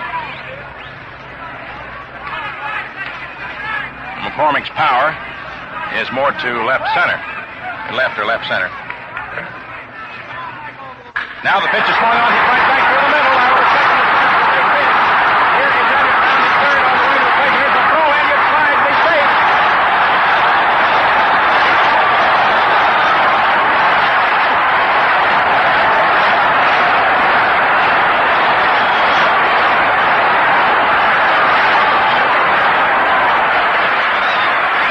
Mike McCormick drilled one sharply through the middle. Right out over second in the center. The ball cut right over the bag. Joe Gordon made a desperate attempt to get that ball, but couldn't quite get to it. And Mike McCormick drives one through the middle for a single to score Elliott from second to tie up the ball game at 1-1. Sending Salkeld to second, and here's Eddie Stanky, right-hand batter. The first pitch to him is outside for ball 1. That's the second run batted in the series for Mike McCormick. Thus the Braves are battling back in their own wigwam on the banks of the Charles here in Boston, tying up Cleveland at 1-1. Bob Lemon ready, throws. Stanky takes. Outside, ball 2. Stanky drew a base on balls in the third inning. Incidentally, for those of you who are sticklers for statistics, I don't know why I use that expression for a radio announcer. Sticklers for statistics. That is the first earned run in the series off Bob Lemon. The runs the Braves got off of him in the second game was not earned, as he beat them then 4-1. Now the pitch to Stanky's inside. Ball 3. 3 balls, no strikes, 2 outs, 2 men on. Bill Salkeld's on second. Mike McCormick on first. 1 run in, last 4th inning, score tied 1-1. Lou Boudreau is trying to sneak in behind Bill Sawkel, and the crowd hollers, look out. The stretch by Lemon, the pitch, swung on. A bounder hit foul down the third baseline, fielded by manager Billy Southworth. Billy looks at the ball and says something wrong with it and motions to the umpires. He's going to toss it out, and they say, okay, Bill. These Boston fans have come to respect manager Lou Boudreau's great pickoff play as he began to edge in behind Bill Sawkel before the previous pitch.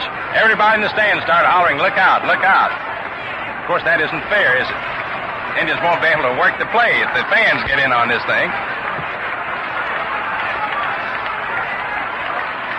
Eddie Stanky up the plate. 3 balls, 1 strike.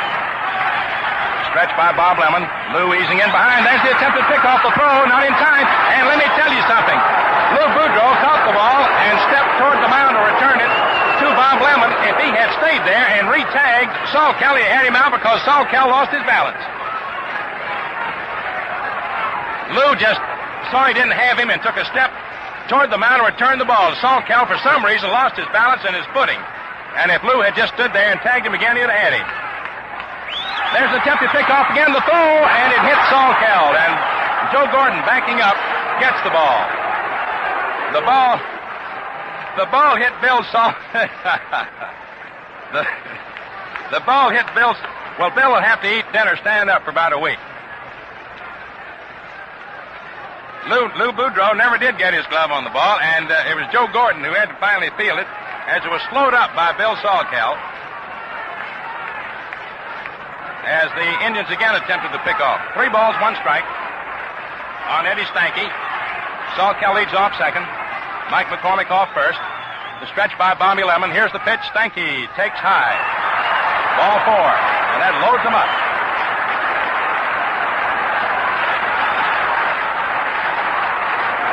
Sawkel moves over to third. Mike McCormick down to second. And Stanky takes over at first.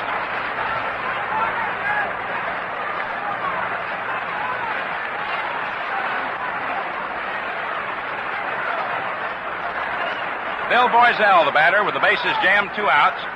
Sawkel on third. Mike McCormick on second. Stanky on first. 1 run in. Score tied 1-1 last the 4th. The pitch in there for a called strike to Boiselle.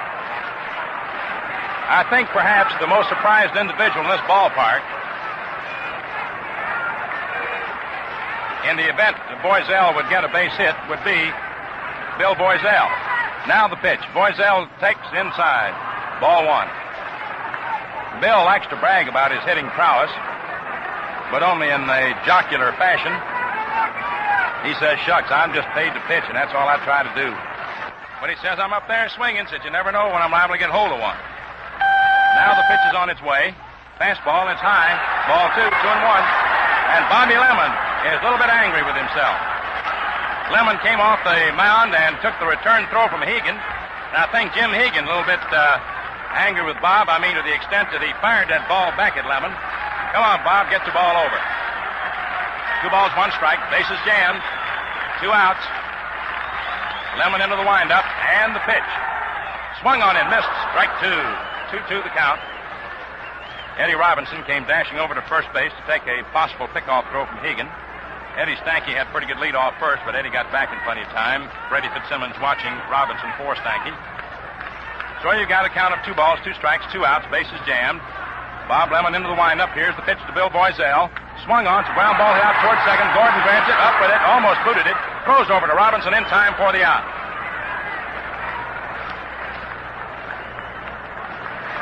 One run for the Boston Braves.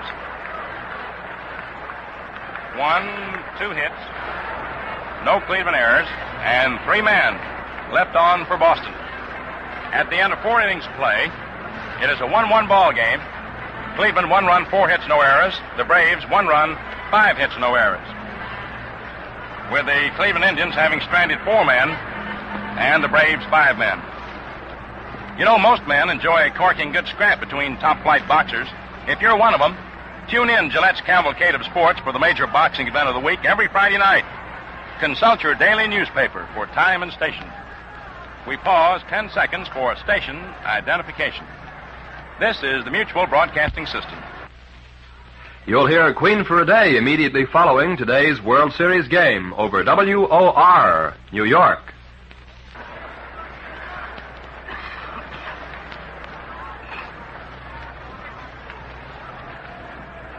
Going into the top half of the fifth inning, it's going to be Bob Lemon leading off for the Cleveland Indians. Then we'll go to the top of the order to pick up Dale Mitchell and Larry Doby. Incidentally, for your edification, Bob Feller has just gone down to the bullpen for the Cleveland Indians. He's not warming up, but he's down there to be ready. Bill Boiselle pitching to Bob Lemon, who swings and lifts a high pop-up down toward first base. Earl Torgeson under it in fair territory. And he makes the catch a foot inside the foul line and about 10 feet toward home plate from first base for out number one. Bob Lemon, who flied to left field in the second inning, pops out to Earl Torgeson on the first pitch, leading off in the top half of the fifth inning. Score tied 1-1. And now we go to the top of the order to pick up Dale Mitchell. Mitchell flied to center field in the first inning, double to left in the third. Left-hand hitter. Big Bill Boiselle into that windup, comes in with an overhand fastball that's in there, just above the knees for a called strike.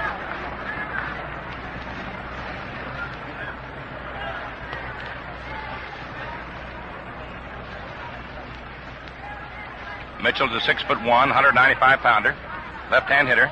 Swings and lifts a high pop-up foul off to the left of the plate. There's Bob Elliott racing over near the stands, gets under it, makes the catch. Dale Mitchell fouls out to Bob Elliott, who made a nice play as he raced all the way across the foul line to the edge of the Braves dugout, which is a pretty good dash since there's a lot of room between the stands and the foul line here at Braves Field. Caught the ball just at the edge of the stands near the Braves dugout. Now with two down, up to the plate steps Larry Doby. Single to left in the first inning, fly to left in the third. Left-hand batter. He looks at a fastball inside around the letters for ball one. The folks in Patterson, New Jersey claim Larry Doby as their hometown boy, and we have indicated that many times. Here's a pitch low outside, ball two. We have also said that he resides in Norwood, Ohio, or is it Norwalk, Ohio? The Cleveland Public Relations Director insists that he resides in Norwalk, Ohio, but we know for a fact that he does live in Patterson, New Jersey. Now there's a fastball low for ball three. Chances are he lives in Norwalk, Ohio during the course of the summer when he's playing ball with Cleveland, but his main home is in Patterson, New Jersey. Now the 3-0 pitch on its way to the left-hand batter. Larry Doby takes it, and it's high, ball four. Doby gets base on balls, which is the first walk issued by Boiselle in this ball game, although he hit Lou Boudreau in the small of the back with a pitch ball in the first inning. Speaking of Lou Boudreau, here he is. Hit by a pitched ball, first time that he appeared at the plate. Lou doubled in the third to score Dale Mitchell, who had previously doubled for the first run of the ball game. We're tied up 1-1, top of the fifth. Larry Doby leads off first, the stretch. The pitch has a pitch out. The runner's not going. No throw. Ball one. They thought Larry Doby might be stealing. Called for a pitch out, but Larry was not going down. Doby is terrific at bluffing a dash to second. He can really fool you on that. He might attempt to steal. You never can tell. We'll watch him for you. Torgeson holding the bag. Doby inches off. Takes a pretty big lead. The stretch. The pitch swung on by Boudreau as a long fly ball hit the left field. Getting under it is Marv Rickert. He's waiting, and he makes the catch. No runs, no hits, no errors. One left on. And at the end of 4.5 innings, the score, Cleveland won, Braves won. Men, to enjoy the cleanest and most refreshing shaves you ever had, prepare your whiskers with Gillette shaving cream and ease them off with today's Gillette Blue Blade in your Gillette razor. Both Gillette brushless and Gillette lather remove moisture-resisting oil from your beard pronto. Every whisker gets a thorough soaking and softens up in a hurry. Another thing, both of these Gillette creams now contain K34. This amazing facial antiseptic destroys 85 to 99% of all dangerous bacteria on and beneath outer layers of the skin. So you wind up with a surgically clean face. Yes, your face is as clean can be. Men, for extra shaving luxury plus the cleanest face you ever had, use Gillette shaving cream, lather or brushless, a quarter. Only Gillette shaving cream contains K34. speaking about K34, here's a fellow that looks sharp, feels sharp, and looks like he's ready to be mighty sharp. As he goes into the final 4.5 innings of this ball game, barring extra innings, Jim Britt. Thank you, Mel. Good afternoon again, everyone. The leadoff batter for the Boston Braves will be right fielder Tommy Holmes, who has 1 hit in 2 trips, 4 hits in 23 trips in the series. It was he, you'll recall, who beat Bob Feller in the first game by driving in the winning run. The outfield is set just a little to the right of straightaway. Lemon winds up and fires one right over for a called strike, a fastball. As Mel has been telling you, Lemon's best pitch, his most effective pitch, has been a sinker ball, and that, no doubt, has set up the 4 double plays with which the Indians have backed him up during the series in his 2 outings. Here it comes. There's a drive that goes down the left field line. Mitchell is retreating over toward the line, and he takes it on the run for the first out. Not too well hit. It was a fly ball, nevertheless, which carried about 305 or 310 feet. So that chops Tommy Holmes down to 1 hit in 3 trips, and it brings up Alvin Dark, who twice has figured in double plays. Once he hit into one with a ground ball back to Lemon, and the other time, after beating out a bunt, he was doubled off first base in the second outfield double play of the series. Alvin has 4 hits in 22 trips. He stands straight away, up even with a plate, and the first pitch is low and outside. He's a right-hander. The outfield scarcely changes itself much between Holmes and Dark because the 2 of them are capable of hitting the ball to all 3 fields. Freddie Fitzsimmons coaching at first, Bill Southworth coaching at third, and the score 1-1. Here it comes. There's a ground ball back to Lemon. He has plenty of time to throw him out. Mr. Lemon, you know, had 9 chances in the first series game, just 2 shy of Nick Altrock's all-time World Series record. And in this game today, he has had 3. He's had 3 assists and has just missed a couple more. 2 men out as Dark returns to the mound and Earl Torgeson steps up. Torgeson made a bid for a Texas leaguer that might have set a scoring opportunity for the Braves in the first, but it was turned into a Tucker to Robinson double play, doubling Dark off first. Then his last time at bat, he flied to left. He's a left-hander. The pitch in the dirt, ball 1. Everyone agrees that Jim Hegan has turned in a magnificent job of catching during this series. Yesterday's game, of course, took sort of a lusterless finish off the series as both teams unveiled a real display of power. Lemon delivers. There's a foul ball back over the top, and the count is 1 ball, 1 strike. The young man in the Cleveland batting order who seems to have the number of Bill Voiselle is right fielder Larry Doby, because Doby has walked once and solved Voiselle's delivery twice successfully with base hits. Torgeson is the Braves' leading batter with 6 in 16. He had a mark of .429 until Lemon handcuffed him in his 2 opportunities at the plate today. The outfield plays Torgie deep. He specializes in line drive home runs. The pitch, high and wide, and the count is 2-1. Torgeson comes from Snohomish, Washington, where he has been nicknamed the 2nd Earl of Snohomish. The first, of course, was the great Earl Averill. And Averill, incidentally, saw the game at Cleveland yesterday. Here's the pitch. There goes a little pop fly out toward center field. Boudreau and Gordon on the run, and Gordon makes a nice running catch going away. Joe went back to second base to take it, and in the last half of the 5th inning, no runs, no hits, no errors, none left. That is the first inning in which Lemon has retired the Braves 1-2-3. So the totals at the end of 5 innings of play of one of the hardest fought, low-scoring duels of the series: Boston Braves 1 run, 5 hits, no errors, 6 runners left. Cleveland 1 run, 4 hits, no errors, 5 runners left. If you're interested in the scoring of the series so far, the Braves have outscored the Indians 15-14. Cleveland has come up with a total of 32 hits against 39 for the Braves. The Braves have made twice as many misplays, 6-3. And in the matter of leaving runners stranded, the Braves have left 33 on base against Cleveland's 32. Probably no series of modern times has been more grudgingly contested, with the exception of Lemon's 4-1 victory in yesterday's 11-5 slugfest. In the first half of the 6th inning, Joe Gordon, the great Cleveland second baseman, will be the batter. He carried an average of 167 into the game, but it's dropped down to 150. Since his first time up, he flied to left, and then he fouled to third. He's a right-hander. Voiselle pitches, high and wide, ball 1. Bill McKechnie is doing the coaching at third base for the Indians, and Mel Harder, as usual, is doing the coaching at first. Their combination is constant. The windup, the pitch, too close, a fastball, and the count is 2-0. Center fielder Mike McCormick is positioned over in left center field. Tommy Holmes is about 100 feet inside the right field foul line in the direction of right center field. Right field is wide open. Here it comes. Strike called, fastball. The count, 2 balls, 1 strike. The weatherman has been good to us all through the series. It has never been particularly sunny, but the weather has always been adequate. The pitch. There goes a long fly ball to left field, and that may be troublesome. Rickard is going back near the fence, and the ball is out of the lot for a home run, putting Cleveland in front 2-1.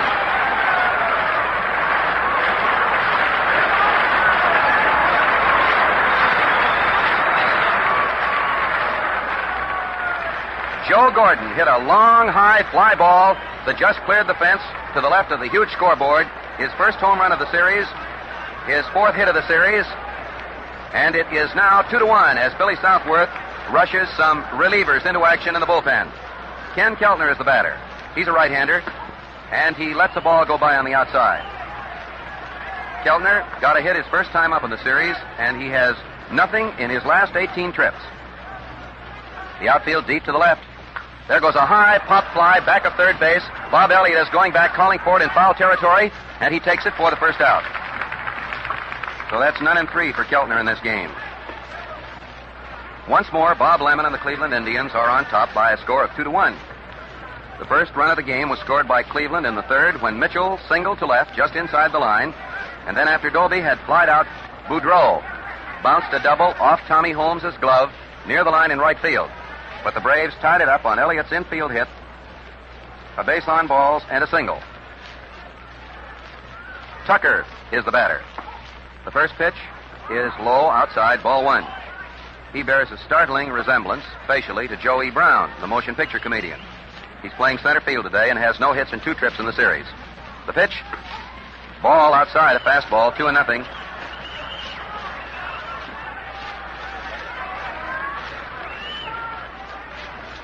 Two balls, no strikes.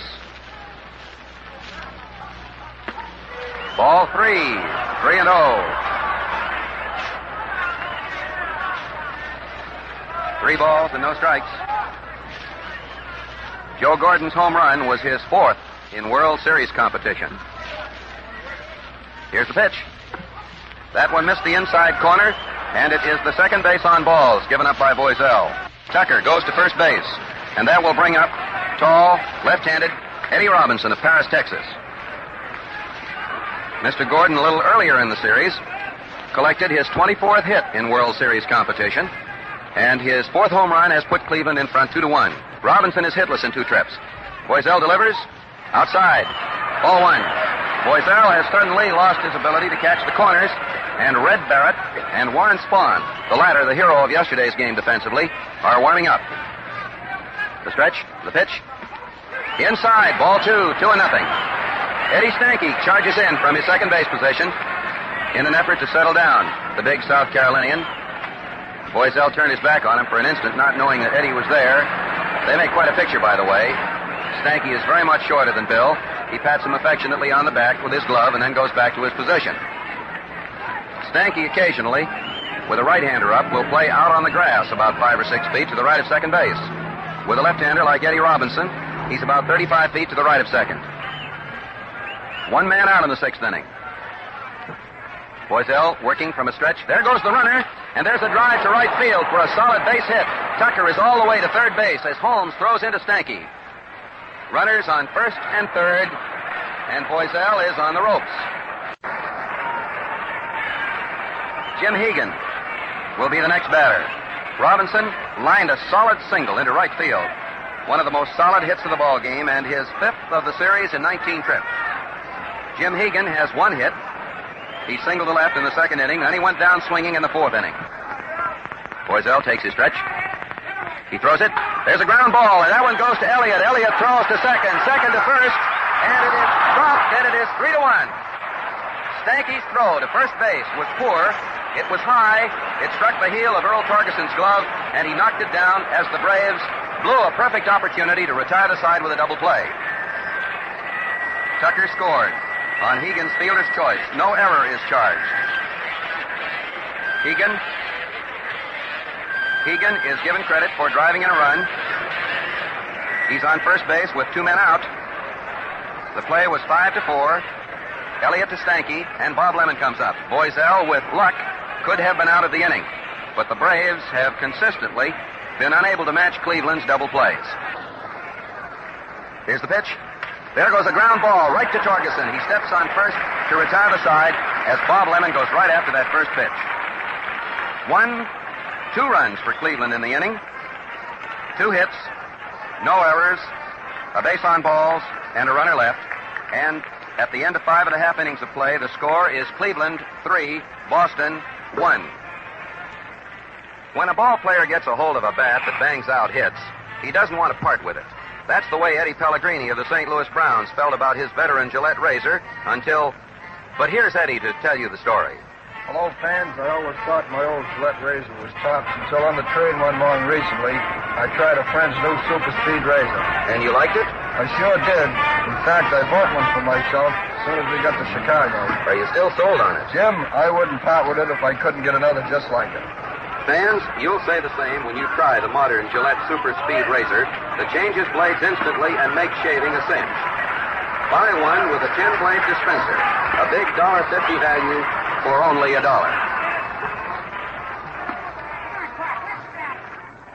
Cleveland came up with 2 runs in the first half of the 6th inning as Joe Gordon hit his 4th World Series home run, his first in this one, and the Braves missed a double play.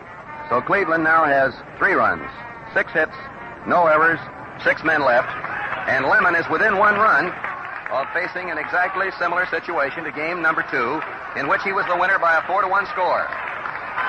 Bob Elliott is the batter. He had 2 home runs yesterday to tie the all-time National League World Series record, and he has 2 infield hits today. There's a drive to right center field. It's in there, perhaps for extra bases. But Doby goes over fast, cuts it down, and guns the throw into Gordon as Elliott goes back to first. A fine defensive play by Doby, who ranged from right field into right center to hold Elliott to his 3rd straight single. Elliott on first base. There's warm-up activity again in the Cleveland bullpen as Marv Rickert comes up. And mindful of the fact that he hit a home run a little bit earlier in the series, the Boston Braves partisans are beginning to whoop it up a little. Rickert is a left-hander. Here's the pitch. There's a ground ball. It goes to Gordon. Gordon throws to Boudreau. Boudreau back to first. Double play. And Cleveland has come up with its 8th double play of the series. 5 of them back of Bob Lemon, by the way. That Cleveland double play combination has been brilliant. 3 double plays in support of Lemon today, and 2 in the second game of the series. That one was Gordon to Boudreau to Robinson. So there are 2 men out. And the batter is Bill Salkeld. Bill has drawn 5 bases on balls in the series. He has a home run. He's a left-handed batter. And the first pitch is a fastball that just fires its way over the plate.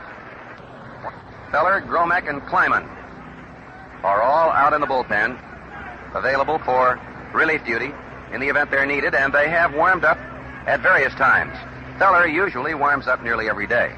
He believes in taking some regular pitching exercise, so that is in no way a hint that he may see service in the event Lemon weakens. Lemon so far has shown not the slightest hint that he will do so. He delivers. There's a ground ball that goes to Gordon. Joe is up with it. He waits for Robinson to cover and throws Salkeld out. 4-3, second to first. Mr. Gordon was the star of that half inning. No runs, 1 hit, no errors, none left. So in 6 innings, the Braves have 1 run, 6 hits, and they have left 5 men on base. And Mr. Bob Elliott has had half of the 6 hits with 3 singles, and he scored the only run. The first scoring took place in the 3rd inning when Mitchell led off with a double inside the left field line.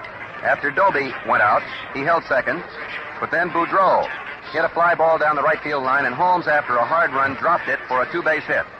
The Braves tied the score in the 4th inning when, with 1 out, Elliott beat out a slow roller down the 3rd base line. Rickert flied to left, Salkeld walked, and McCormick singled. And then Cleveland took a 3-1 lead in the 6th inning. Now we pause 10 seconds for station identification. This is the Mutual Broadcasting System. You'll hear Queen for a Day immediately following today's World Series game over WOR, New York.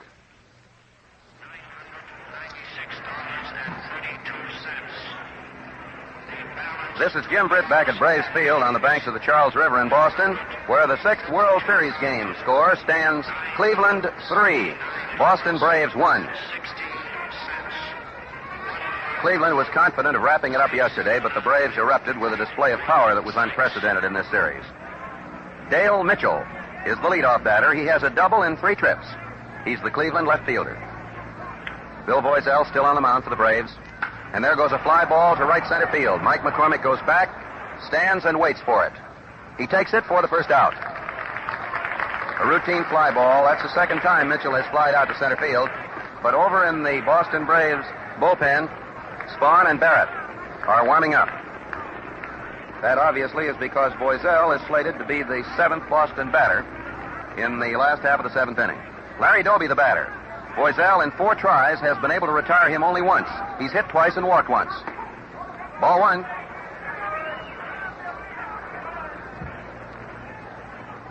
One ball, no strikes. There goes a drive to center field, a hard line smash that drops safely, and it's a base hit. That's the 3rd hit for Doby off Boiselle. And incidentally, it gives Larry a total of 7 hits in the series, which, if my record is correct, is tops. Elliott has 7 now, too. Elliott and Doby are tied with 7 hits. Lou Boudreau, the batter. He doubled in the first Cleveland run. He's a right-hander. There's a pitch out, but no throw was made to first as Doby bluffed a steal. Doby is very fast. The attendance is 40,103. That's capacity here at Braves Field. 1 ball, no strikes. The pitch, low inside. The count, 2 balls, no strikes. It looked for an instant as though Boudreau was either going to bunt or intended to bluff a bunt, even with 1 out. Boudreau was hit right on the small of the back by one of Boiselle's pitches in the 1st inning. Then he doubled down the line in right field to drive in a run in the 3rd, and he hoisted a fly to left in the 5th inning. So he has 1 out of 2 officially today, and 6 out of 21 in the series. Doby is bluffing, and he is almost picked off. A fast throw over to first base, and he got back by 1 hand. He didn't slide. He just fell forward and grabbed the bag. The outfield is set to the left. Boiselle is standing back of the rubber. Now he toes it, takes a stretch. As Doby starts edging off, he draws another throw, but gets back easily this time, under Mel Harder's instructions. And time is called for an instant as Doby goes off the bag. And as he ties a shoelace on his right baseball shoe, Mel Harder kneels down and confers with him. 2 balls, no strikes. 1 man out, Doby on first. The 7th inning, Cleveland leading 3-1. Here's the pitch. There's a ground foul down the 3rd base line. That one missed being an extra base hit by a margin of about 3 feet. Cleveland scored 1 run in the 3rd, and 2 of the fans that time were so eager to capture that souvenir ball out on the field that they fell right over the flag-draped bunting and got it, of course. The count, 2 balls, 1 strike. The great Cleveland manager is having a good series for himself. Boudreau bats from that crouch. Boiselle stretches. There goes the runner, and a foul ball will bring him back. A high foul out of play to run the count to 2-2. Doby turned around and started back and was halfway back to first base even before the ball dropped down in the first base line. 2 strikes, 2 balls the count. Today, possibly it's because today's crowd is just a little less than half of yesterday's, the excitement of the 2 dugouts even seems to be missing. There's not much chatter, except some occasional bench jockeying. 2-2 the count. The pitch. There's a ground ball that goes to Elliott. Elliott throws to Stanky. That's 1. Stanky to first. Double play. Elliott to Stanky to Torgerson. And the Braves have finally managed to complete an around-the-horn double play for their 3rd twin kill of the series. And everybody is up now as the stretch half of the 7th occurs. At the end of 6.5 innings of play, the score is Cleveland 3, Boston Braves 1. Last inning, you heard Eddie Pellegrini of the St. Louis Browns say he thought his old Gillette was tops until he tried a friend's Gillette Super Speed Razor. Fans, it stands to reason that over the years, Gillette technicians have made many improvements in the convenience and shaving qualities of Gillette razors. Yes, and if you're not using the improved Gillette Super Speed Razor, you can't imagine what you're missing. This is the easiest shaving, most convenient razor ever. Among other features, it has a notched positioning bar for use with a Gillette dispenser. Just zip out a blade, hook it in place, twist the handle, and the razor closes. Beautifully designed, superbly made, this is a precision instrument. It can't jam, can't clog, and you don't have to be a locksmith to change blades instantly. Enjoy modern shaving satisfaction. Get a Gillette Super Speed Razor plus 10-blade Gillette dispenser. A big $1.50 value for $1. Cleveland collected no runs, one hit in that seventh inning, left no one on. The Indians have a total of 3 runs, 7 hits so far in this game.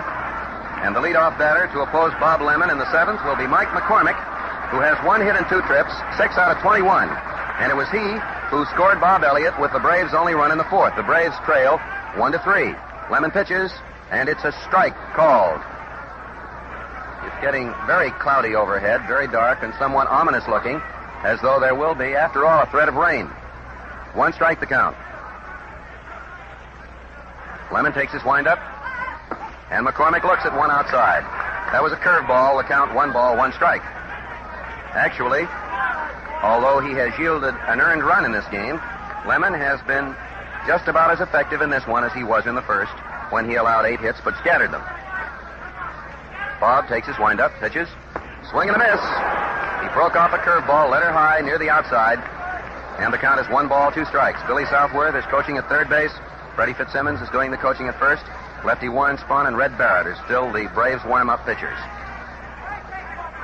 The windup, but before Lemon could start to pitch, McCormick stepped out. Bill Summers called time. Mike indicated that he had something in his eye.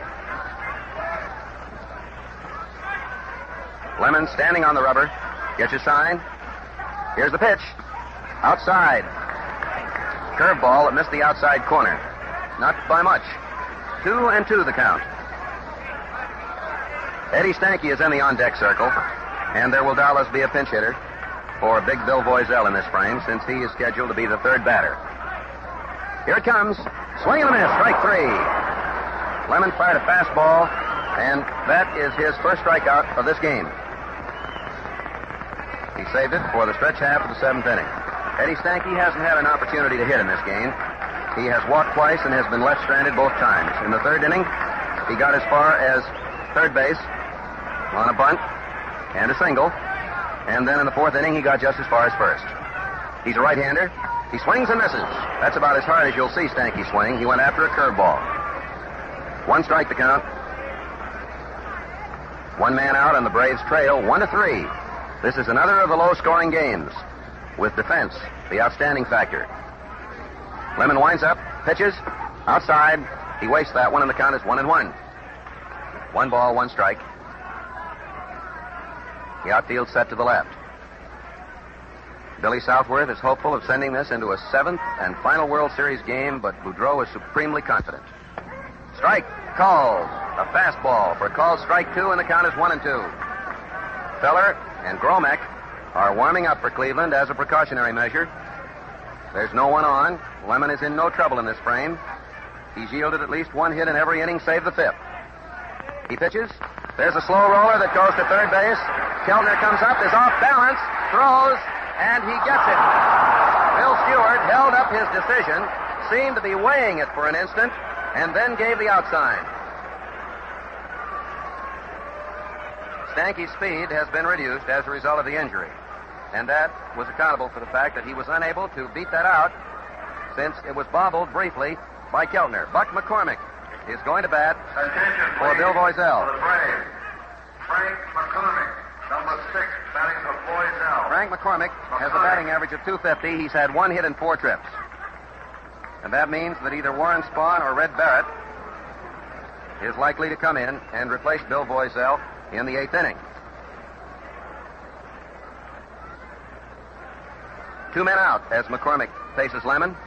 Lemon, incidentally, has allowed only 1 hit over the last 3 full innings. He pitches and throws a sidearm pitch outside for ball 1. 1 ball, no strikes. The Braves haven't been able to find the range on the fences in their own ballpark, but they did so yesterday at Cleveland. Joe Gordon, however, found the range for his 4th World Series home run today in the 6th inning. There's a ground ball to Keltner, right back of the bag. He looks it over, fires to first in time for the out.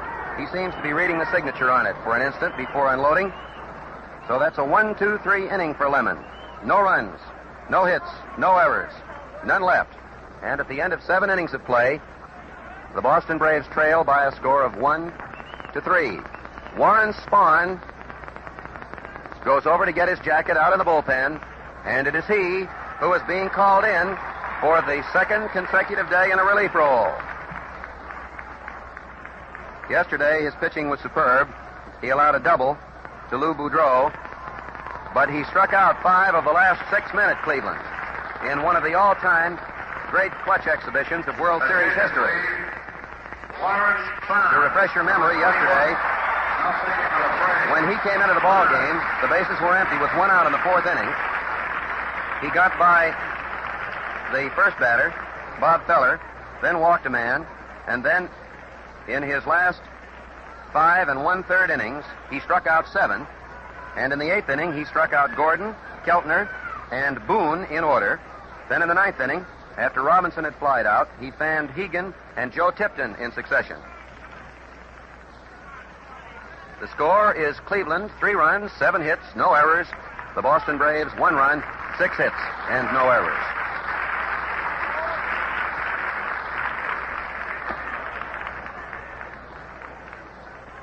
Spahn will have to oppose Gordon, Keltner, and Tucker. He didn't pitch to Tucker yesterday, by the way, but the first time he faced Gordon and Keltner, he struck them out. Yesterday, he wasn't throwing his curveball for much purpose other than that of wasting it. He was keeping the Indians constantly guessing by an assortment of slow and fast stuff. He was changing up. His fastball was extremely effective. And 2 or 3 of the Clevelanders afterwards said that his pitching had been tougher than any they'd seen in this series. Cleveland has had some great pitching performances, and there have been 3 shutouts, you recall. The authors were Sane, Bearden, and Gromek in that order. Joe Gordon has 1 hit in 3 trips today, his 4th World Series home run. He's a right-hander. Spahn gets set. Here's the pitch. And there goes a drive towards left field. Rickert goes over fast, takes it, falls down, rolls over, and holds it. A fine play. And it happened almost under the feet of the National League left field foul judge umpire Babe Pinelli. And there, incidentally, is another reason why having those umpires stationed out on the line is an excellent idea, because Pinelli was only 10 feet away from Rickert when he described a somersault, and he was perfectly positioned to see that he had held the ball. Keltner, the batter. Keltner has no hits in 3 trips. Here it comes. Swing and a miss. He guessed. He seemed to guess on that. He held his swing until the last instant and then swung very quickly at a fastball. 1 strike. The outfield is deep to the left. Spahn delivers. Throws another fastball outside, and the count is 1-1. Red Barrett continues to warm up for the Boston Braves, and Vernon Bickford is also loosening up. Spahn takes his windup with 1 out and none on. There's a ground ball that bounces away from Spahn. Dark picks it up, throws to first, not in time, and it's scored base hit. That's the 2nd hit he's allowed in a relief role. It bounded away from Spahn, was picked up on the dead run by Al Dark, and Keltner has just collected his 2nd hit of the series. He now has a total of 2 hits in 21 trips, but there were 19 unsuccessful at-bats in between. He had one of the series' most dismal slumps. Thurman Tucker, the center fielder, up. He fouled to third base, grounded to second, walked, and scored the 3rd run. There goes a drive to right field. It's in there. Tommy Holmes fields it on the dead run and holds the runners to first and second. He stepped right into that very first pitch that was fired to him by Warren Spahn, and now Eddie Robinson comes up with runners on first and second. Spahn is not the puzzle to the Indians this afternoon that he was yesterday. Yesterday, Lou Boudreau was the only hitter, getting a double in the 8th inning, and then the next 3 men were struck out. But now, with 1 out, and it took a fine catch by Rickert to retire Gordon, Robinson is up with 2 men on. He has 1 out of 3. Eddie is a left-hander. Strike called. That was a slow curveball that came over. Keltner on second base. Tucker on first base. And the Indians are in scoring position again. They now have 9 hits, 1 hit more than they had behind Lemon in his first victory. Spahn takes a stretch, looks at second, pitches, threw a curveball that missed the outside corner, and the count is 1-1. 1 ball, 1 strike. Bill McKechnie holds up one finger to be certain that the runners realize the situation is 1 out. Tucker has a man-sized lead at first. Keltner takes a longer one. Here it comes. There's a drive that goes into right field for a base hit. And here comes Keltner sprinting for the plate with a 4th Indian run. Runners are on first and third as 3 consecutive hits rattle off Warren Spahn's delivery, and Cleveland takes a lead of 4-1. That was Robinson's 6th hit of the series. Keltner scored. Tucker went all the way to third base. And we're looking down below to see whether or not Billy Southworth intends to make an appearance. Jim Hegan is getting ready to bat, and Spahn apparently is going to stay in. Cleveland leads 4-1. That was the score by which Lemon won the second game. Spahn takes a stretch. Here it comes. Outside, fastball. Tucker on third base, Robinson on first base. And Robinson's line drive was well over Torgeson's head down the right field line, with Holmes running fast to cover. 1 ball, no strikes. There's a throw to first base. Robinson is back in time under Mel Harder's shout of "Look out." This is the gloomiest day we've had. It has turned into it, weather-wise. Another throw to first base, but Robinson is back easily. Cleveland now has 4 runs, 10 hits. And the Indians are still in a rallying position. The outfield is deep to the left. The pitch, swing and a miss. That was a fastball, and the count is 1-1. The Indians broke a 1-run tie, which lasted through the first 5 innings of play. Time called for an instant. Lou Boudreau hollered from the dugout as Hegan got ready to step out. And then Bill Summers insisted that the pitcher wait. The infield is in. The stretch, the pitch, swing and a miss. That was a fastball, letter high to the outside, and the count is 1 ball, 2 strikes. The situation in the 6th game of the World Series is inning number 8. Thanks to that fine catch by Rickert, who held the ball off Gordon's bat after somersaulting, Spahn has been touched up so far for only 1 run. This could have been a very sizable inning, and still may be. Hegan stepped out of the box, rubbed some dirt into his hands, is back in again. He's a tall, well-built, good-looking catcher with a great future. Spahn is ready. Swing and a miss for strike 3. A fastball. That's the 3rd Cleveland strikeout of the game. Bob Lemon is coming out of the dugout to bat. He has been a great competitor in this series. In 16 innings, the Braves have reached him for only 2 runs, 1 of them unearned. And in 16 innings, if you're further interested, he has scattered 14 hits. And that is mightily effective pitching on any occasion. Warren Spahn takes his stretch. Robinson has a long lead, and he dares him to pick him off. The throw is to the plate, and they have Tucker chopped off. Here's the throw, and he's out. He tried to knock the ball out of Sawkell's hands with a rush, and I'm afraid that Tucker's glasses were broken.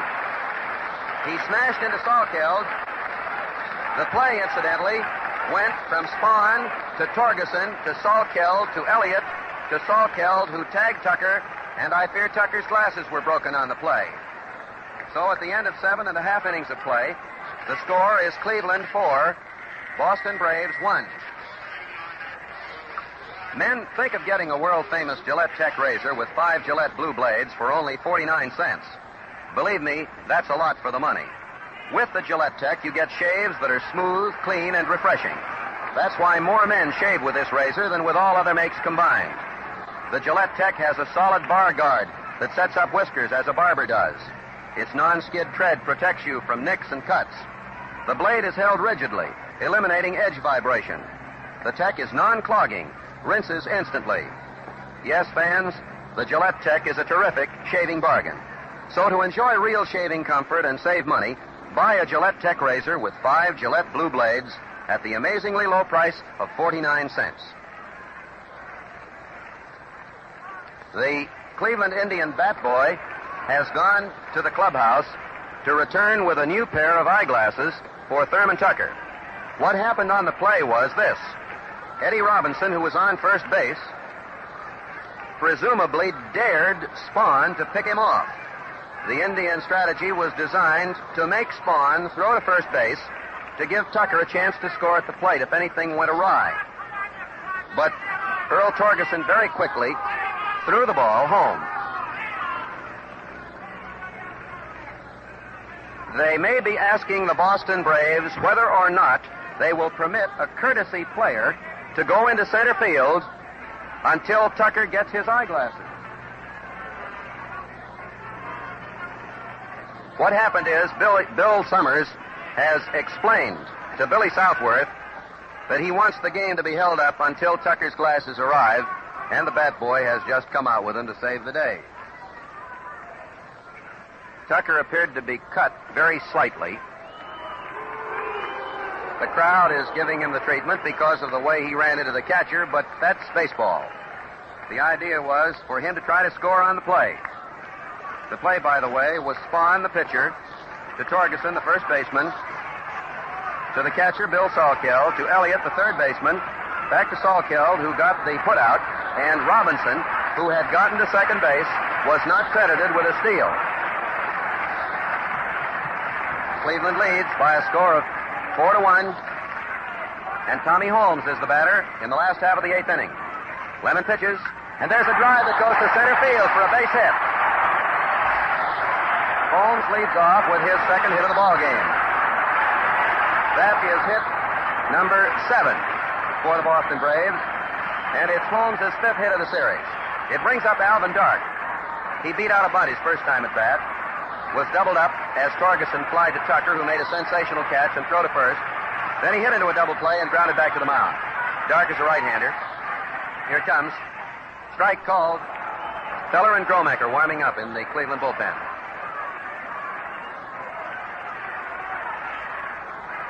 Cleveland has a 4-1 lead in the last half of the 8th inning as the Braves try to stage a desperation rally in an effort to push the series into a 7th and deciding game. Otherwise, this is the clinching victory as far as Cleveland is concerned. The outfield is set to the left. The infield in a little. Outside, that was a slider, and the count is 1-1. Dark started to go after it, held away from it. Lemon throws the slider sparingly. A sinker ball is his stock in trade, and he has an excellent one. Ray Scarborough was telling me about it a while back. Here's the pitch. Strike called. That caught the outside corner. Dark let it come, and the count is 1 ball, 2 strikes. Dark has had 3 hits in 23 appearances in the series.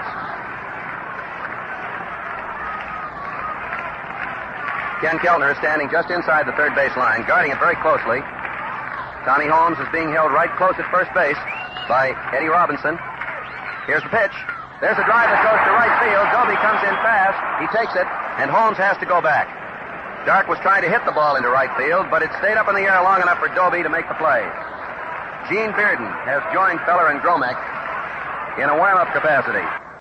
So there's 1 out in the Braves' 8th inning, and Earl Torgeson comes up. The Braves need 3 runs to push this game into a tie status.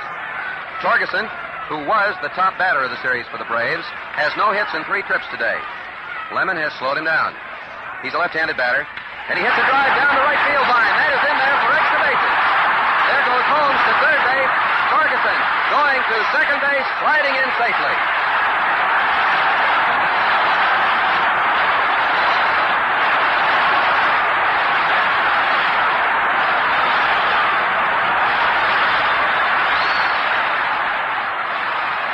Torgeson, with a double to right, has moved Holmes to third. Lemon is going to stay in. Boudreau has already given him a reassuring pat on the back. Torgeson just collected his 3rd double, his 7th hit, to tie Bob Elliott and Larry Doby. And with Bob Elliott up, Bob has 3 consecutive singles. 2 of them infield hits, he has scored the Boston run. The catch that Doby made at the expense of Dark now looms as mightily important, because with Dark trying to hit the ball into right field on the hit and run, Doby came in fast and spirited and turned Holmes back. There's 1 out, 2 on. That was right up close to the ears for ball 1, a high, fast one. 1 ball, no strikes. Cleveland has 4 runs, 10 hits. The Braves have 1 run, 8 hits. That's the total to which they were held by Lemon in his second winning game of 4-1. He stands on the rubber. He's taking plenty of time. He's very deliberate. He winds up. He pitches and throws a sidearm pitch inside. That was a fastball, 2-0. Elliott is up there hopeful that the same kind of a pitching mistake that Bob Feller twice made against him yesterday will be repeated. And Lemon is bearing down all the harder, determined not to do so. 2 balls, no strikes. Here it comes. High, ball 3. 3-0. And Feller, Gromack, and Bearden just got a sign via the relay system to the bullpen to bear down a little more vigorously, as Lou Boudreau turned and looked out to the left of the flagpole where the Cleveland bullpen is hidden. 3-0 the count. Here's the windup. Strike called. Elliott was almost down on 1 knee that time, attempting to distract the pitcher, Bob Lemon, so that he would throw him ball 4. It's a 3-1 situation, with Holmes on third base, Torgerson on second base. Lemon standing on the mound. Elliott uses a very close stance, and they play him to pull the ball well to left. Here it comes. Swing and a miss. Fastball that came blazing like a streak right over the plate. And Elliott took a savage cut at him to run the string to 3-2.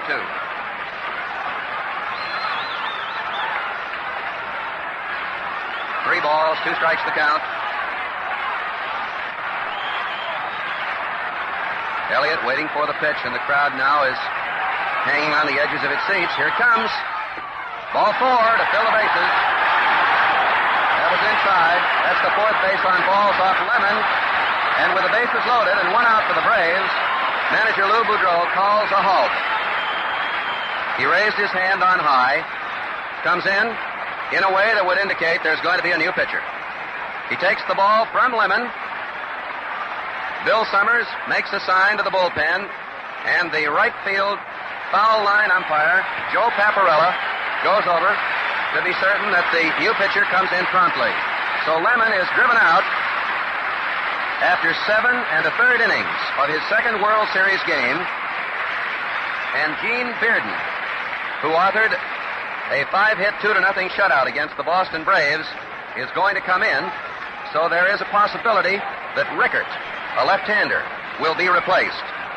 Attention, please. Gene Bearden. There's the announcement. For Cleveland. Gene Bearden, who is the great, courageous left-hander. He survived a torpedoed American naval ship in Kula Gulf. He still carries some of the steel that was necessary to reinforce a fractured knee and an injured skull. He's a tremendously likable left-hander. And you'll recall that he pitched a 5-hit shutout against the Boston Braves on the 8th of October. And in that game, 1 Brave reached third, and only 2 other Braves got as far as second base. Clint Knatzer, a Texan and a Braves outfielder, has a bat in his hand down in the Boston Braves dugout. Billy Southworth has moved in, and he just nodded his head to him, and Knatzer is going to come up and bat in place of left-handed Marv Rickert. The bases are loaded with 1 out for the Boston Braves in the 8th inning, and Cleveland leads 4-1. The condition of the playing field here at Braves Field, notwithstanding the fact that there have been some football games played on it, was put into excellent World Series condition by Al Oliver and his capable crew of groundskeepers. Clint Knatzer. They've just made the announcement. And for the benefit of those who didn't already recognize him, the information, together with his numeral, came over the public address system. There's 1 man out, and Cleveland has a 4-1 lead. Here's the windup. Bearden gets set. There goes a drive to center field. Going back for it is Tucker. He takes it, and here comes Holmes sprinting in with a run. There goes Torgeson on his way to third base. That was a wicked smash that went straight away to center field, and Holmes came in after the catch. Macy is going to come up in place of Salkeld. And Lou Boudreau comes in to say something to Jim Hegan, the catcher. The score is 4-2. Phil Macy, number 10. Batting for Salkeld. There are runners on first and third. Torgeson moving up on that wicked smash, and it was well tagged. It was a low line drive, and Tucker was able to get back under it. It was hit straight away to center field. Macy has scored a run, but he has no hits in 7 trips in this series. Billy Southworth is pulling all the strings he knows how. This is Bearden's second appearance of the series. 2 men are out. Cleveland leads by a score of 4-2.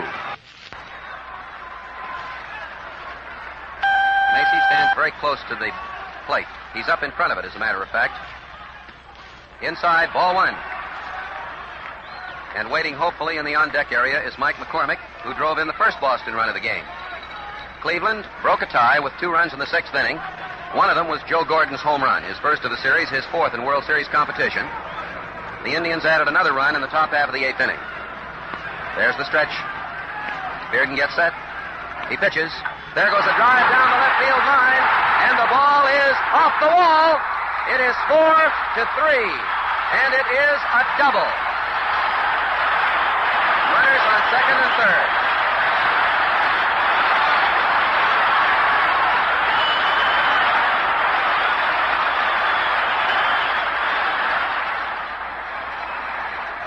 Phil Macy made a bid for a home run and hit a long double over left fielder Dale Mitchell's head off the left field wall. Bearden will stay in. There are runners on second and third.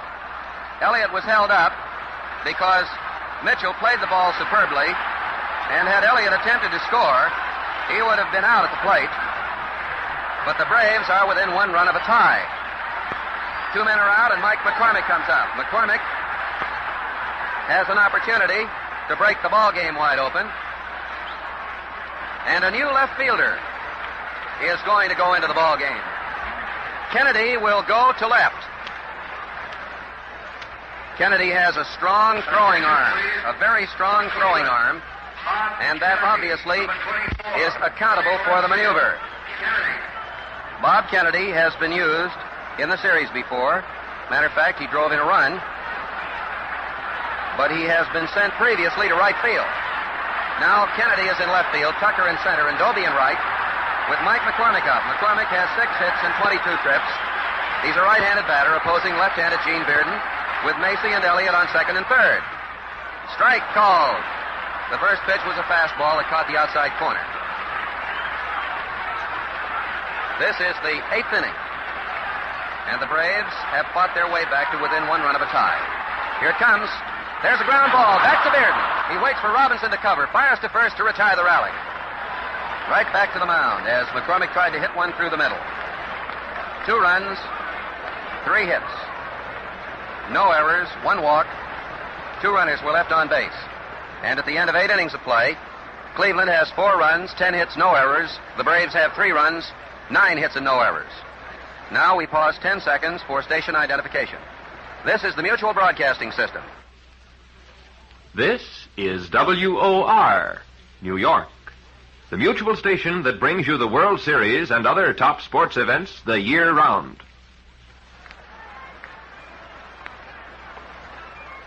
Gene Bearden is scheduled to be the first batter in the 9th inning, and then he'll be followed by Bob Kennedy and Larry Doby. Please, for the Braves, Mike McCormick, number 31.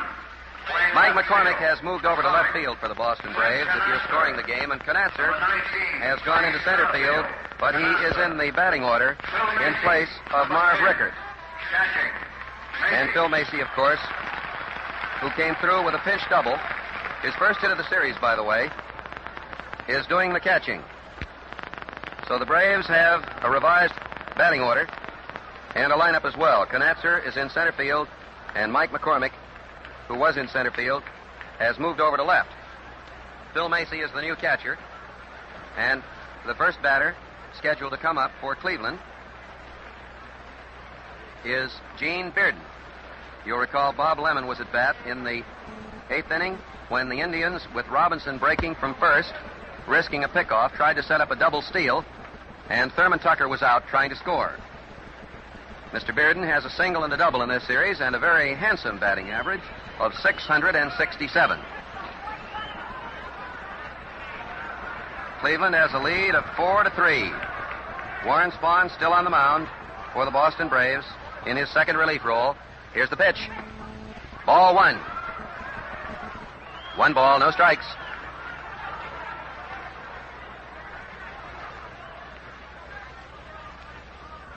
Here it comes. Foul tip. Bearden went down on his left knee after swinging and tipping it right back against the screen, and the count is 1 ball, 1 strike.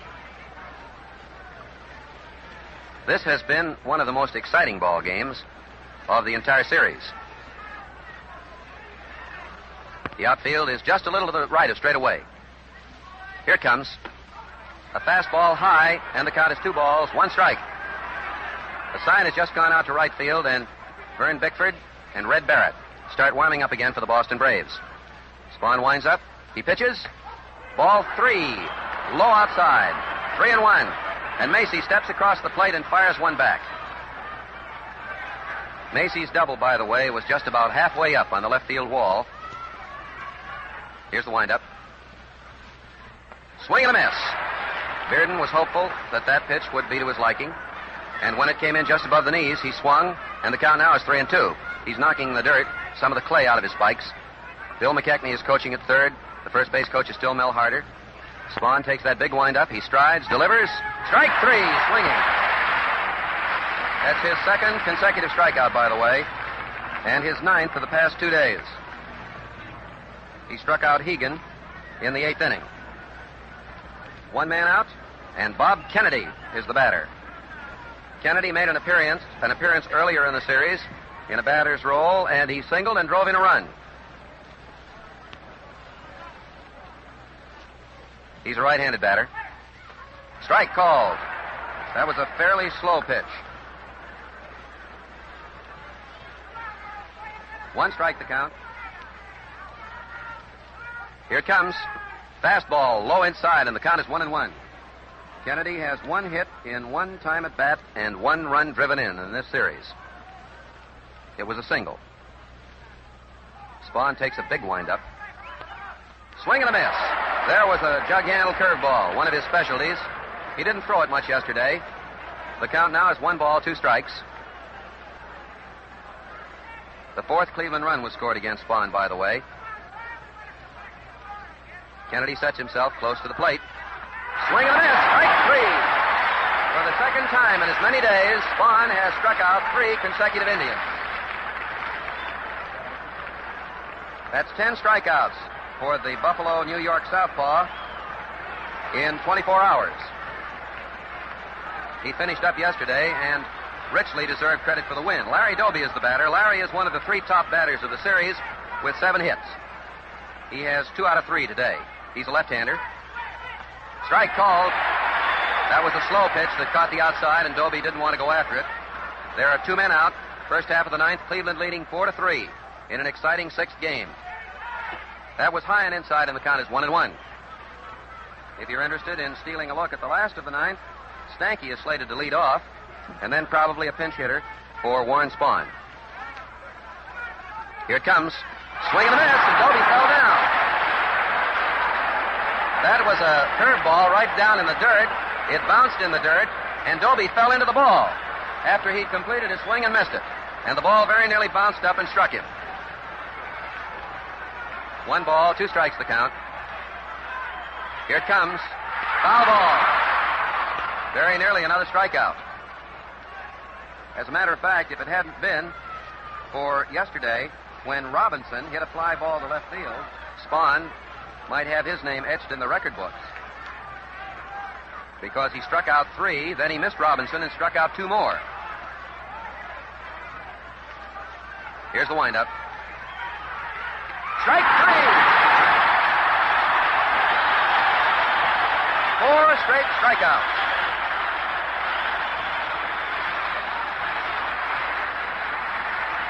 In an amazing demonstration of pitching magic, Warren Spahn regained his touch and struck out Hegan in the 8th, Bearden, Kennedy, and Doby in the 9th to run to 13, his strikeouts of the past 2 days.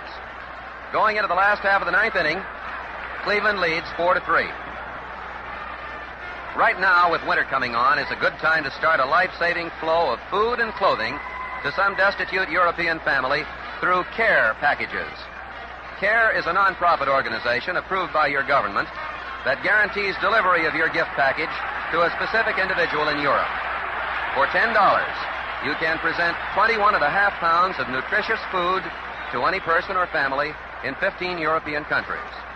Just send $10 to CARE, C-A-R-E, New York, with your name and address and the name and address of the recipient. You will receive a signed receipt upon delivery. Cleveland leads by a 4-3 score, and Eddie Stanky will be the Braves' leadoff batter in the last of the 9th. He's a right-hander. He's walked twice. Bearden's first pitch is low inside, ball 1. The record, incidentally, for the most home runs in a single game in the World Series is Babe Ruth's. That's in answer to a query. 3. Bob Elliott tied the all-time National League mark with 2 yesterday. Bearden delivers. Ball 2. That was letter high outside, and it's 2-0.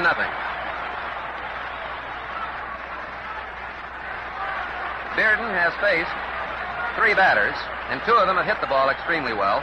Knatzer's fly and Macy's double. Here it comes. Strike called. There was to be no denying young Mr. Bearden that time. He fired one right down the middle. And it's 2-1. Bob Feller and Steve Dromack are warming up for Cleveland. The Indians are trying to nurse a 1-run lead in the 9th inning. There goes a high, foul fly ball down the left field line. Kennedy running hard, but he can't get it. It fell out of his reach by about 20 feet, out in what normally would be the Boston Braves bullpen. 2 balls, 2 strikes. Both Keltner and Boudreau tried, but Kennedy was the only one who had any chance whatever. The outfield, with Stanky up, is playing well to the left. And his immediate problem, of course, is to get on base. He wasn't up there to wait Mr. Bearden out. As soon as that first good pitch came over with a count 2-1, he went after it. And now Bearden has him in a 2-2 hole. Bearden winds up. 3-2. That was a curveball that hung high to the outside. Incidentally, it is fairly dark here at Fenway Park. Very cloudy and ominous overhead. But it has been a very happy circumstance that this game went at all. Here it comes. There's a drive foul to left, a wicked line drive that bounces off the facade of the left field boxes. And it's recovered out there by the foul line umpire. Mr. Bearden has at least this edge against the batters in this inning. The darkness, I mean, because visibility handicaps the batters somewhat on such a day as this when the afternoon wears on. Here's the big one. Ball 4.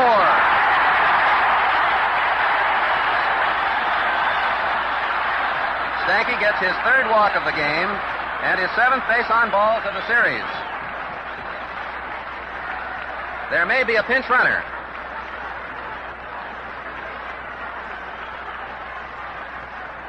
Connie Ryan is going to run for Stanky.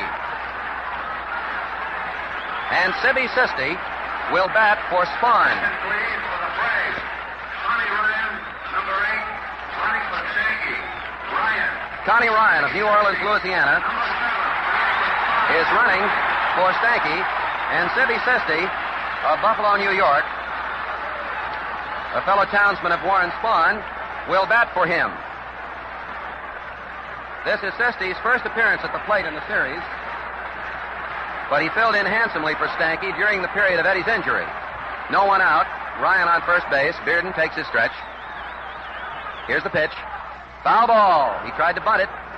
Cleveland naturally expects the sacrifice, and both Robinson and third baseman Ken Keltner were quick to come in with the intention of covering the plate. 1 strike to count.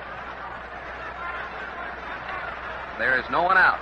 But Billy Southworth is prepared to risk the percentage opportunity of a bunt and sacrifice Sisti. Ken Keltner is in on the grass, down the third base line. Here it comes. There's the bunt. It's a foul ball, and Hegan throws to first for the double play. Hegan took it right out in front of the plate. It was ruled a fair ball, and then he fired it to first base for the 9th double play for Cleveland in the series. Bearden threw him a knuckleball, perhaps.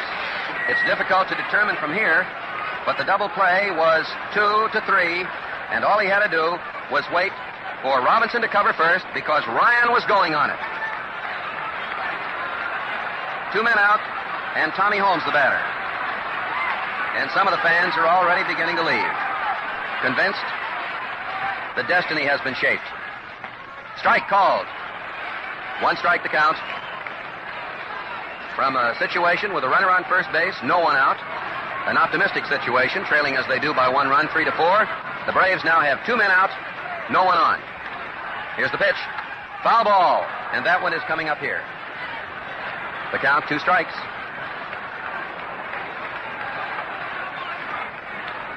Incidentally, Cleveland in this game has had 4 double plays, so they've had 6 of their 9 double plays in support of Bob Lemon and Bearden.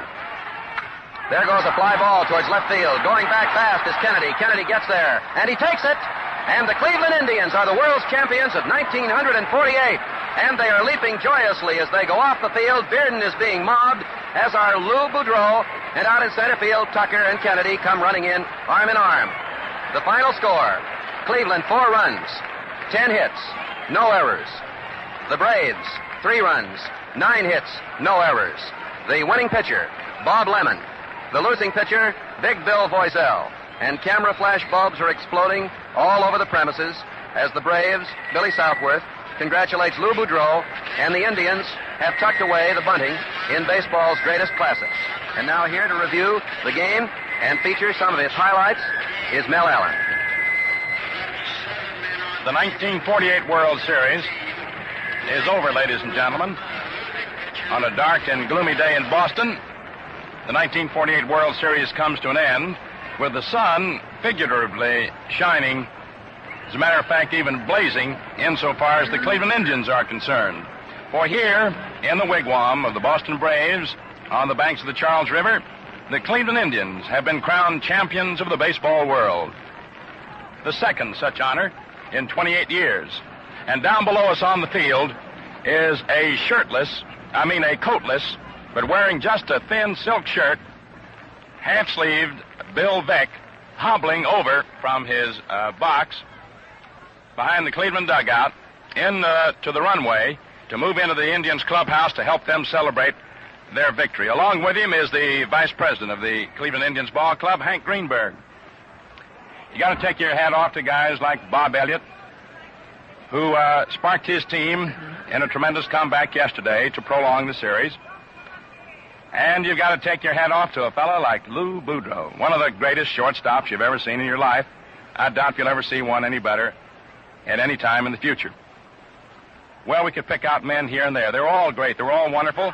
It was a delightful World Series, although it did get off to a slow start because of the great pitching. And so it comes to an end with the Cleveland Indians, the world champions, ladies and gentlemen. We must add this one other thing, too. Cleveland's 9 double plays in the series, with so many of them today coming through to help them win the world's championship. That's all there is, ladies and gentlemen. As we sign off from Braves Field, we got to mention, as our mind wanders and we look out onto the empty field now, you think of such fellows as Larry Doby, who got so many base hits. Larry Doby and Bob Elliott and Earl Torgerson, all of whom got 7 hits to lead in total hits. But you could go around, pick out each individual, and show his relative value to the overall picture of presenting for American baseball fandom another exciting World Series. We hope that you've enjoyed it, and so fans, that's that. The story of another World Series goes into the record. But Gillette's cavalcade of sports carries on. Every Friday night, we're on the air coast to coast with a major boxing event of the week. Plan to be at Radio Ringside Friday nights and enjoy the fun. Now, this is Mel Allen saying smooth sailing, smooth shaving, and good afternoon from your host, the Gillette Safety Razor Company, and Jim Britt. Recorded highlights of today's World Series game will be heard over WOR at 11:30 tonight. Stay tuned now for Queen for a Day, which follows. We wish to thank the La Rosa Macaroni Company, sponsors of the Hollywood Theater of Stars, for relinquishing their broadcast time today in favor of the World Series game. This is the Mutual Broadcasting System. From Forbes Field in Pittsburgh, the sixth game of the 1960 World Series. The New York Yankees versus the Pittsburgh Pirates. Brought to you today by General Motors and by the Gillette Safety Razor Company. It's game number 6 of the 1960 World Series, and this is Jack Quinlan, along with Chuck Thompson, back here in Pittsburgh at the home of the Pirates, Forbes Field. This is where this thrilling show began 1 week ago today, and now, a week later, the Pirates lead the New York Yankees in the series 3-2. Today, the Pirates are sending right-hander Bob Friend to the mound in an effort to close out the series and raise the first World Championship flag over Forbes Field since way back in 1925. The Bucks are only 1 game away from the glory and the gold, although not necessarily in that order, and they would like to put that money in the bank tonight. The New York Yankees, with their backs to the wall, are countering with southpaw Whitey Ford. It was only this morning that the Yankee boss, Casey Stengel, finally made his pitching choice. He wasn't sure whether it would be Bob Turley or Ford. Both had beaten the Pirates in the series, and many observers figured that it would be Ford, since Whitey pitched the only shutout of the series. Last Saturday in New York's Yankee Stadium, Ford blanked the Pirates on only 4 hits by a score of 10-0, coasting to an easy Yankee victory. There were others, however, who figured that Turley had a better chance of squaring the series for the Bombers today. Ford, they reasoned, is not an effective pitcher with only 3 days rest normally. Turley, on the other hand, has had 5 days off. Turley pitched here last Thursday and defeated Friend 16-3. But Stengel has decided to go with Ford, the shutout pitcher. Well, to say that Pirate fans are happy, jubilant, excited, and optimistic is a rather mild way to put it. These fans are certain that nothing stands in the way now of the World Championship. The 2 teams arrived back in Pittsburgh on Monday night from New York, and upon arriving at the greater Pittsburgh airport, Danny Murtaugh and his Pirates were greeted by some 10,000 screaming fans. Fans who knew all along that their beloved Buccaneers could do it, that they could come back. Down here at home plate, we have the 6 umpires working the World Series. Captain Dick Grote of the Pirates is out there with the Pittsburgh lineup. Manager Casey Stengel of the Yankees has not arrived yet with the New York lineup. Here he comes now out of the Yankee dugout at third base. Now, the starting lineup. For the Yankees, Clete Boyer will lead off and play third base. Tony Kubek will be at shortstop, batting second. Roger Maris in right field, hitting third. Mickey Mantle in center field, batting cleanup. Yogi Berra in left field for the Yankees, hitting in the number 5 slot. Bill Skowron at first base, batting sixth. Elston Howard will do the catching. Bobby Richardson at second base, and Whitey Ford will do the pitching. Now we're going to have Jackie Heller doing the singing, Brad Hunt and his orchestra, and our national anthem.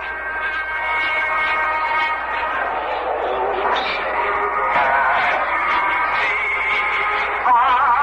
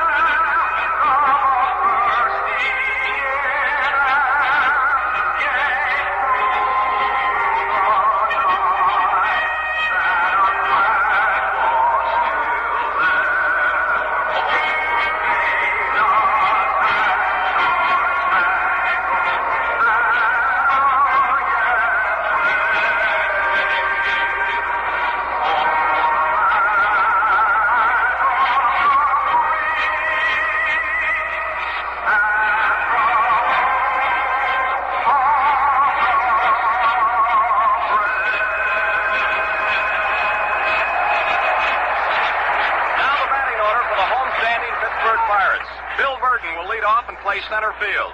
Dick Grote at shortstop. Roberto Clemente in right field. Dick Stewart at first base. Gino Samoli in left field. Hal Smith will do the catching. Don Hoke at third base. Bill Mazeroski at second base. And Bob Friend will do the pitching. Now, Whitey Ford has made 13 World Series starts. He has won 6 and lost 4 in his 13 starts. He has never won a World Series game away from Yankee Stadium. Ford has won all 6 of his victories at Yankee Stadium, and he's lost 2 in Yankee Stadium, and he's also lost 2 on the road. So Whitey is still looking for his first World Series win on enemy soil. Friend has pitched in only 1 World Series game. That was here at Forbes Field last Thursday. When he started, worked 4 innings, allowed 2 earned runs, and was charged with a 16-3 loss. We pause now 10 seconds for station identification. This is WGY, 810 on your dial, and WGFM, Schenectady. Here now is the umpire and alignment in this ball game at Forbes Field, game number 6. John Stevens of the American League will work behind home plate. He'll call the balls and strikes. Bill Jakowski of the National League will be at first base. Nestor Shylock of the American League at second base. Dusty Bogus of the National League at third. Stan Landis of the National League will be down the left field foul line. And Jim Honachek of the American League down the right field foul line. We have the Pirates poised over here in their dugout at first base. Here they come, led by Captain Dick Grote. The Bucks are taking the field. Now, to bring you the play-by-play report here in the first half of this ball game, number 6 in the 1960 World Series, the gentleman from Washington, D.C., Chuck Thompson.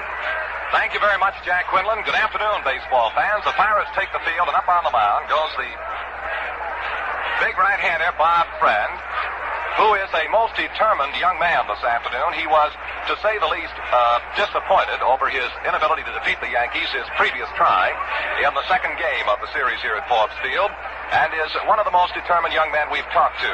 Bob Friend on the mound. Behind the plate, a new catcher today for the Pirates in his second World Series game will be Hal Smith. Now, to complete the Pirate defensive alignment for you, around the infield again, Don Hoke at third base, Dick Grote, the shortstop, Bill Mazeroski, the second baseman, and Stewart is playing first base. Out in left field, it'll be Gino Samoli, the center fielder, and what a ball player, Bill Verdon, and the right fielder is Roberto Clemente. The leadoff hitter for the New York Yankees will be Clete Boyer. He has been to bat in this 1960 World Series on 2 occasions, has delivered with 1 hit, and has an even 500 series batting average. And over the year for the New York Yankees, this younger brother of the fine Cardinal third baseman, Ken Boyer, hit .242 for the New York Yankees. But manager Casey Stengel has given this young man credit for many crucial base hits, and particularly a few home runs at 1-ball games for the Yankees. Well, here is Boyer, right-handed batter, up against Bob Friend. All ready to go. Friend looking down to Hal Smith. The 6th game of the 1960 World Series is underway at Forbes Field. The Pirates lead 3 games to 2. Friend into the wire. The first offering, swing and a miss. Strike 1. The ball game is underway. A sharp breaking curveball from Bob Friend. Incidentally, in Friend's first outing, he went 4 innings, allowed 6 base hits, walked 2, and he struck out 6 of the Yankees. The big Pirate right-handed deals, and here's a swing and a foul ball back on the netting behind the plate. 2 strikes to Clete Boyer. He will be followed by Tony Kubek and Roger Maris in that order. In their customary spots, coaching at third base, Frankie Crosetti, and down the first base side for the Yankees, it's Ralph Houk. 2-strike pitch coming down now to right-hand biting Clete Boyer. It's a ball outside, a check swing as Boyer started to go and then held back at the last moment. The ball dipped low and away, and the count now 1 ball, 2 strikes to the Yankee third baseman of the afternoon, Cletus Boyer. Another great crowd here at Forbes Field, and you couldn't ask for finer weather as Bob Friend throws a ball down low again. Again, Boyer started to offer and held back on the swing, and the count now 2 balls, 2 strikes to the leadoff hitter in the top of the first inning.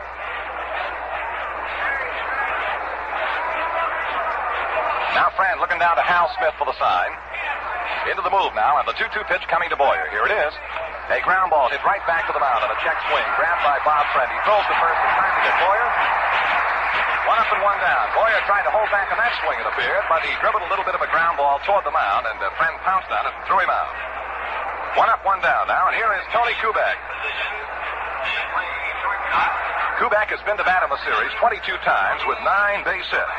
And he has a World Series batting average of .409, hit .273 on the season for the New York Yankees, and today is celebrating his 24th birthday. 24-year-old youngster from Milwaukee. Bob Friend throws to the left-handed batter, high and outside, ball one.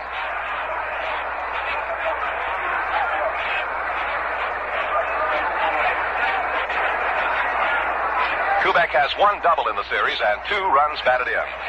Right back, here's a swing and a ground ball hit towards second baseman Mazeroski. He digs it out neatly, throws to first, 2 down.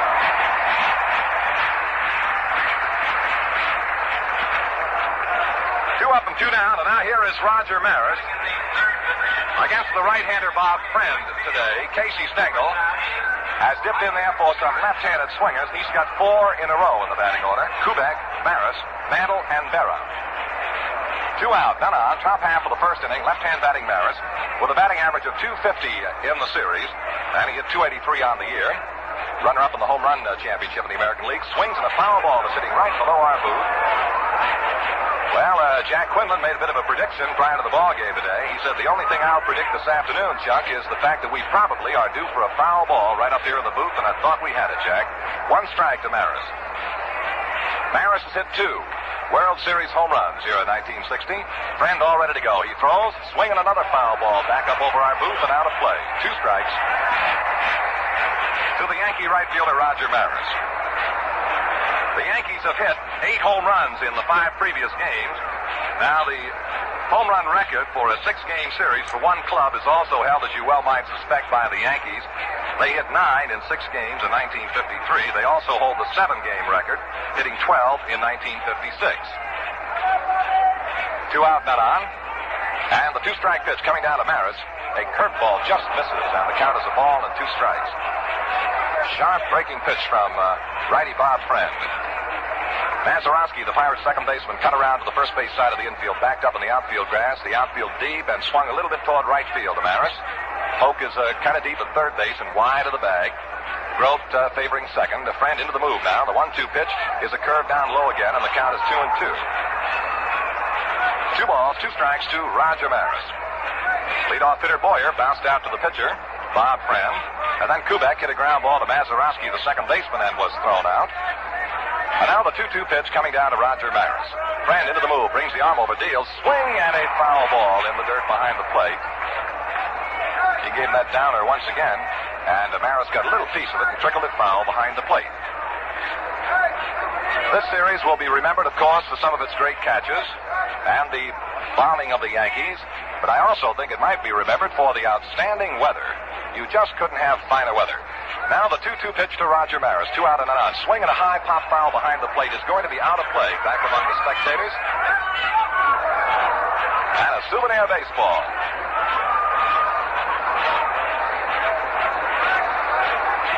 Certainly this series will be talked about for a long time. And people will refer continually, I'm sure, to the determined comeback of the Pittsburgh Pirates. And now the 2-2 to Maris, swing and another foul ball out of play behind the plate. Count continues, 2 balls, 2 strikes to Roger Maris. Pittsburgh fans, of course, are well aware of the ability of the Pittsburgh Pirates of 1960 to bounce back. And they had done it all through the 1960 campaign. But in a World Series, sometimes it's a horse of another color. But the Pirates bounce back and now lead the Yankees 3 games to 2. But Casey Stengel has been quoted as saying, and you better believe him, we ain't dead yet. Well, we'll see. Here's the 2-2 to Maris. Inside ball 3. Ford reached back and got a little, or rather, Friend reached back and got a little extra on that fastball, and he really ripped it. Jammed to Maris right on the wrist, but a little tight. So we have a full count now. 3-2 to Maris. For a Friend in the move, he throws, swinging another lifted fly ball out into right center field. Moving on the ball, the center fielder Bill Burton. He's under it, looks up, Burton makes the catch. Now the Yankees are 3 up and 3 down. No runs, no hits, no errors, and none left. And the score at the end of the first half inning of play, it's the New York Yankees nothing and the Pittsburgh Pirates nothing. Value and choice from GM. This year, General Motors offers you cars with more solid value built into them, more breadth of choice than you've ever known. Yes, it's Value and choice from GM. So today's the day to see your quality GM dealer. Well, fans, here's something that every motorist should know. Exclusive GM Guardian maintenance, which means factory-trained mechanics giving educated service with factory-approved parts and the most modern equipment. Take your car or truck to your GM dealer for Guardian maintenance. In the last half of the first inning, Bill Verdon will lead off for the Pirates, followed by Dick Grote and then Roberto Clemente against the southpaw Whitey Ford. Here in Forbes Field, in the 2 games that have been played here prior to this afternoon, 73,984 were in attendance. A total of 274,550 have seen the first 5 games. Here is Bill Verdon. Verdon, who hit 190 through the first 5 games, 21 times at bat with 4 base hits, and 3 of the 4 have been doubles, incidentally, has driven in 3 runs. And boy, it goes without saying that this fellow has cut off a few Yankee runs with his outstanding defensive play in center field. Verdon hit .264 in the regular season for the Pirates, left-handed batter, and Whitey Ford, the Yankee southpaw into the move, deals a curve and a strike is called by plate umpire Stevens.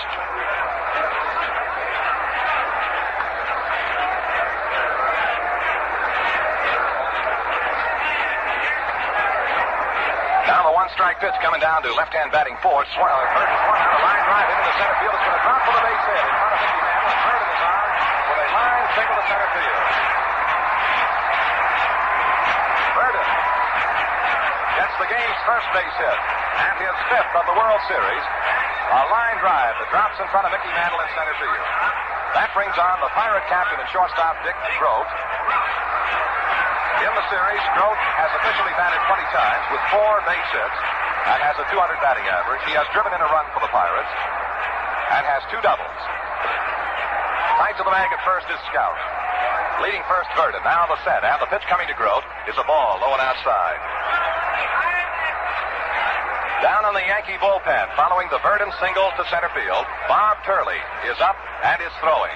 Turley is warming in the Yankee bullpen down the left field side. Now Verdon out to his lead at first. Ford checks him with a look. And the Yankee southpaw deals a pitch that's a strike. Right over the outside corner above the knees. 1-1 now to Dick Grote.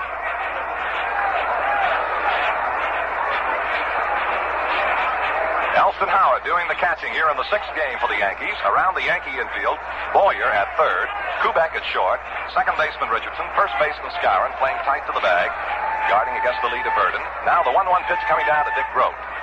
Ford with a long set, kicks and throws. He curved him and is cut foul into the upper deck behind first base. Now the count is a ball and 2 strikes to Dick Grote. The Yankee outfield has Yogi Berra in left field, Mickey Mantle in center field, and Roger Maris in right. Coaching again for the Pirates today at third base, Frank Osiak, and down the first base side, it's Mickey Vernon. Whitey Ford, possessor of one of the best moves in baseball insofar as going to first base, naturally cuts down in the lead of Bill Verdon. Now the set by Ford and the 1-2 pitch coming to Grote, swinging a ground ball off the first base side to his left. Richards. He makes the throw to second base for 1 out, back to first for the double play. A very quick Yankee double play. Richardson went slightly to his left, made the grab, and wheeled his throw to Kubek. That forced Verdon coming down. Kubek's return throw to Skowron at first was in time to retire Grote, and the Yankees have come up with a double play. Second to short, back to third. 2 out and none on in the Pirate half of the first inning. No score. The Yankees in the top half of the inning were 3 up and 3 down, and now with 2 out and none on, here is Roberto Clemente, right-hand batting Pirate right fielder.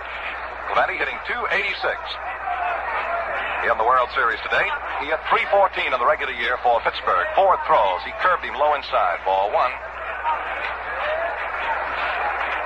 Bobby Richardson, the Yankees second baseman, is also back a couple of steps on the outfield grass, and he's pulled around a little bit toward the bag at second. And the 1-0 pitch is a slow curve hit down the right field line. It's fading. Is it fair or foul? It is a foul ball at the last moment. Way up there in the upper deck in the right field corner. Golly, that was surprising. I didn't realize at first that Clemente had the ball hit quite so well, but it zoomed in foul territory in the upper deck. A long foul ball. 1 ball, 1 strike now to Clemente. It is 300 feet down the right field foul line. here at Forbes Field in Pittsburgh.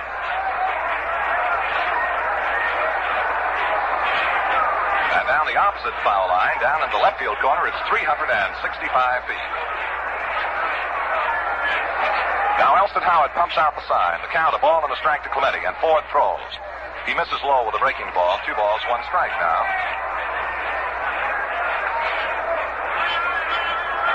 Clemente on the air for the Pirates, knocked in 94 runs. He's an exciting, dashing type of a ball player. All ready to go. The Yankee left-hander throws. Here's a swing and a ground ball off the first base side through the right field for a base hit. Clemente singles to right field. And the Pirates have picked up their second hit. Off Whitey Ford here in the first inning. 2 out. Clemente at first. And the batter is going to be Dick Stewart.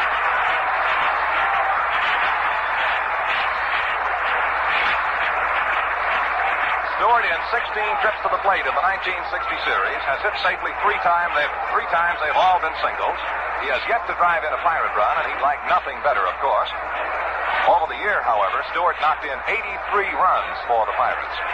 2 out. Clemente, the runner at first base, scouring tight to the bag. And Ford leaning in now to pick up the sign from Elston Howard. Big, tall, powerfully built right-hand batting Dick Stewart waiting. The pitch is outside. Ball 1. Well, this is the afternoon. The Pirates, of course, are hopeful of winning it all. And needless to say, the Yankees today have got to win, or there's no tomorrow. 1 ball, no strikes to Stewart. 2 out. Clemente, the runner at first base for the Pirates. No score in the ball game in the last half of the first. Now the 1-0 pitch coming down to Dick Stewart. Here it is. Curve. Big swing and a miss. Strike 1. Ford gave Stewart the slow curveball, and the big fella gave it a quick swing and couldn't find it. 1 ball, 1 strike to Stewart.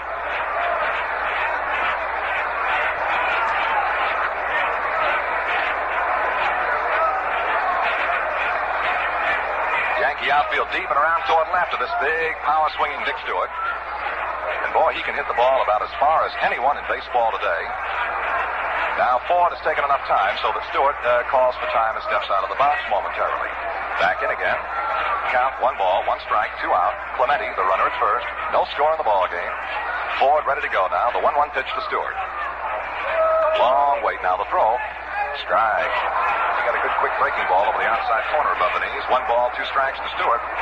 Well, this is certainly the kind of a ballpark that you have to call a pitcher's ballpark, one of the biggest in the major leagues. Only center field at Yankee Stadium is any bigger. And in 51 years, no pitcher has ever thrown a no-hitter in this ballpark. 1 ball, 2 strikes now to Stewart. Clemente with a good lead at first base. The set by Whitey Ford. The pitch coming to Stewart is a ball inside high. Ford kind of started off the third base side of the mound, thought he had a good pitch. And it was pretty close, but plate umpire Stevens said, Bob Turley is still throwing down in the Yankee bullpen in left field. When Verdon opened the game with a line single to center field, Turley got up in the Yankee bullpen. Right now, he's just kind of staying loose. 2 balls, 2 strikes to Dick Stewart.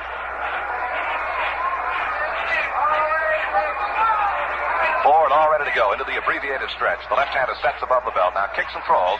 Ball 3 is up high. Fill the count now. 3-2. The Pirate first baseman, Dick Stewart.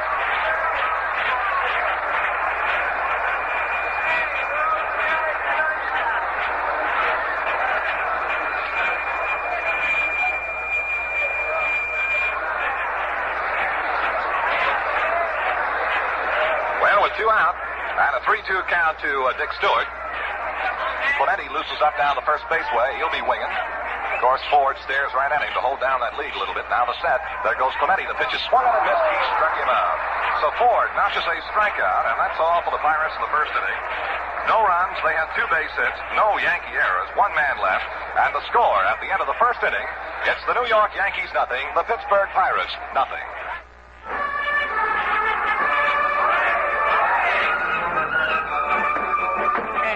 Stokes, Whitey was driving to the bull ring. Matador, I just couldn't wait to show you this Chevrolet. New size Chevrolet.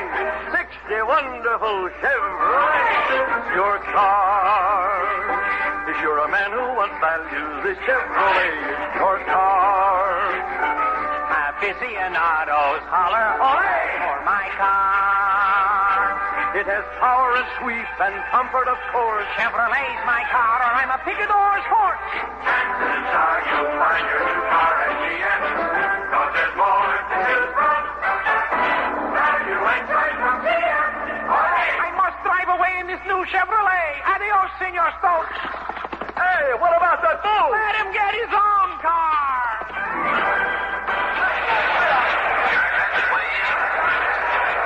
To lead off for the Yankees in the top half of the second inning, here is center fielder Mickey Mantle. Mantle having a tremendous series, particularly as a right-handed batter. His overall series average is .375. He has hit 3 home runs, has driven in 7.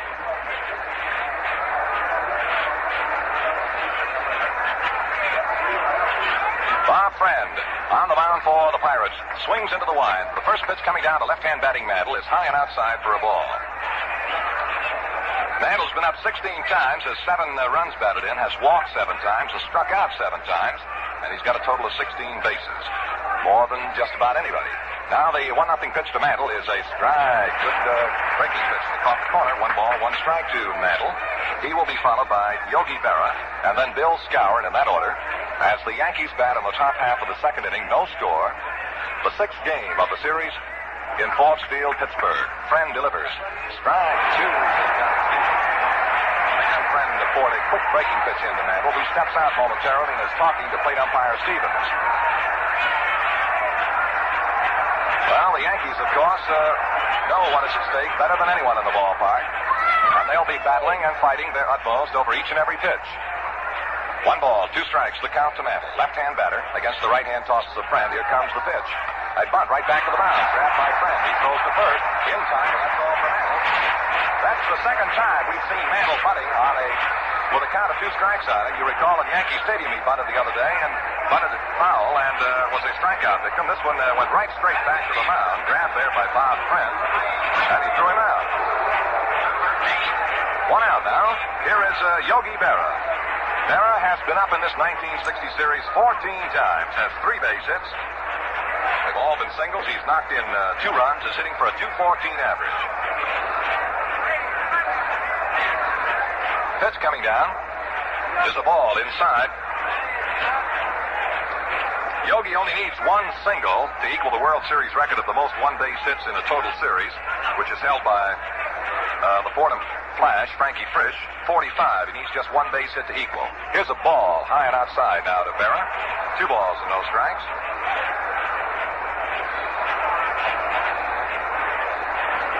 1 away. None on. Yankees at bat in the top half of the second inning. No score here at Forbes Field. Bob Friend throws, and Berra looks. It's low inside, and a ball 3. And Hal Smith kind of shakes his head a little bit at Bob Friend.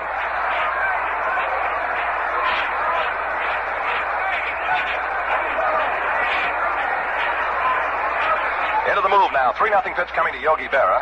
He looks and is down low for a ball 4, and so Friend has issued a walk to Yogi Berra. And the Yankees have their first base runner of the afternoon, bringing out Bill Skowron. Skowron has been to the plate in this series 23 times with 8 base hits. A very fine .348 batting average. Has a home run and a double to his credit, and 4 runs batted in. And this fella hits him a long way, particularly to center and to right center. Friend all ready to go now. In the set, he kicks and throws. Skowron swings ground ball by the first baseman Stewart out into the deep right field corner. Clemente is running it down. As Berra swings second and digs for third, he'll pull in without a throw. And Skowron has ripped a ground single by the Pirate first baseman Stewart out into the right field corner. Berra has moved around to third base, and holding first with the Yankees' first hit of the afternoon is Bill Skowron. His 9th hit of this series. So with 1 away now, the Yankees have runners on the corners at first and third, and the batter will be the Yankee catcher of the afternoon, Elston Howard. Elston is hitting .462 in this series. 13 trips with 6 base hits, and he's had a little bit of everything. He's had a double, a triple, a home run, and 4 runs batted in, along with 3 singles.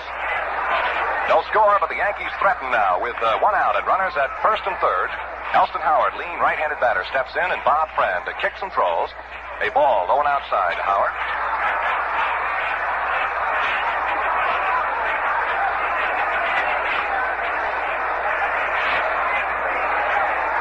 course of the season, Bob Friend made 37 starts for the Pirates and completed 16 ball games.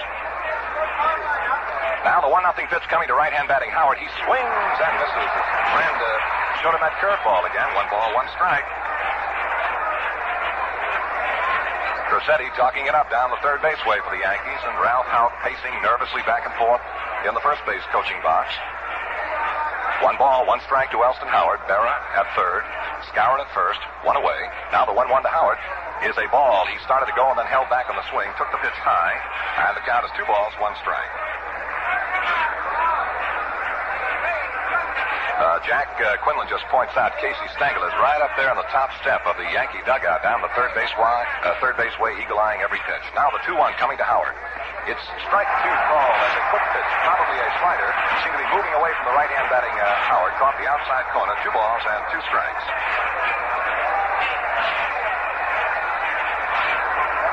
Three and 2, the count to 2 and 2, the count to Elston Howard.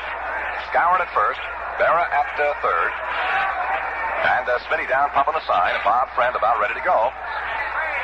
He's in trouble here in the Yankee half of the second inning. The big Pirate right-hander sets. And the 2-2 to Howard. He swings at a high pop foul that's going to be out of play down the first base side. So the count continues 2 and 2 to Elston Howard.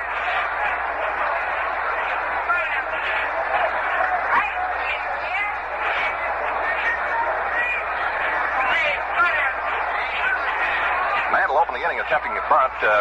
Was thrown out by pitcher Bob Friend to walk to Yogi Berra, and then Skowron singled to right field, and Berra took third. The count now 2 and 2 to Elston Howard. And here's Friend all ready to go. He throws a pitch that's inside, and it's hit to Howard. He tried to fall away. The ball rolled all the way down the first base side, and here is Murtaugh coming out, and he may be protesting. The ball hit the bat, but Elston Howard shows John Stevens, plate umpire, the hand. And he has been hit on the throwing hand, on the right hand, which incidentally was injured, in the closing series of the year between the Yankees and the Senators. So Elston Howard has been hit by the pitch. Down to second base goes Bill Skowron. On at first will be Elston Howard. And the batter with the bases loaded will be Bobby Richardson. And no one needs to be reminded about what this little fella from Sumter, South Carolina did with the bases loaded in Yankee Stadium. Richardson has driven in 9 runs in 5 games. Now, the record for runs batted in 6 games in a World Series is held by Ted Kluszewski of the Chicago White Sox, who knocked in 10 last year. And the record for runs batted in a 7-game series belongs to Yogi Berra, and it also is 10 runs batted in. And Richardson has 9 right now. Elston Howard is going to the dugout. It appears that he will not be able to continue as he moves down into the runway back to the Yankee clubhouse. And Stengel now has gone to the Yankee dugout off the third base side. And we'll have a runner coming out for Elston Howard.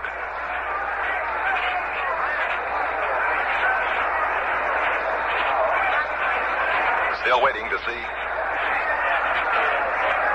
what it'll be. They have signed to the bullpen down there, and the umpire down on the left field foul line, Stan Landis, has given the sign to someone to come on in and run for Elston Howard.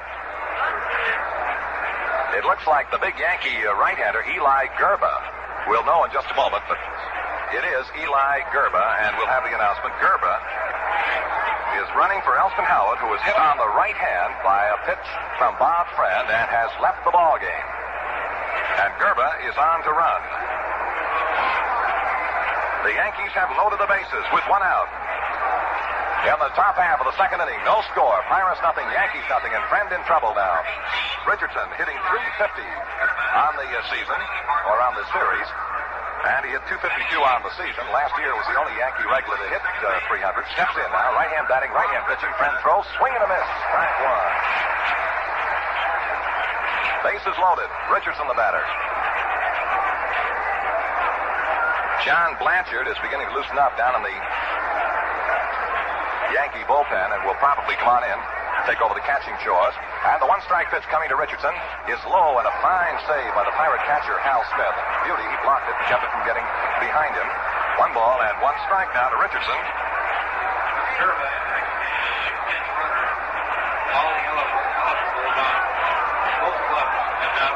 Now the 1-1 pitch coming down to Bobby Richardson. It's a pitch too high and outside, Bobby. For a ball, 2-1 now. Activity in the Pirate bullpen down in the right field corner. Tom Cheney and Vinegar Ben Mizell. Mizell and Cheney are warming in the Pirate bullpen in right field. A count, 2 balls, 1 strike to Richardson. Bases loaded, 1 out. The pitch. Swinging a fly ball, well hit into center field. Coming in is Verdon. Tagging up at third is Berra. Here's the catch by Verdon, and Berra starts to the plate and then decides to go right back to third base. No chance to come in.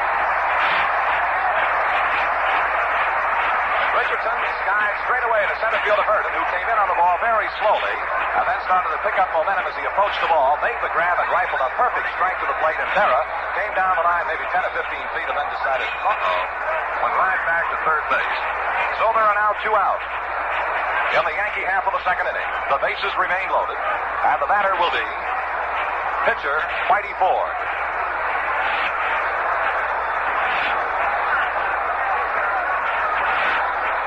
Ford, a left-handed batter, and he hit 151 on the season for the New York Yankees. All ready to go now. Friend throws outside low, ball 1 to Whitey. Incidentally, with the entrance of Gerba as a pinch runner for Elston Howard, now all of the eligible players in the 1960 World Series have seen service. Prior to today, Gerba was the only man who had not been in. Now the 1-0 to Ford. It's a strike over the outside corner of the letters. 1 ball, 1 strike to Whitey Ford.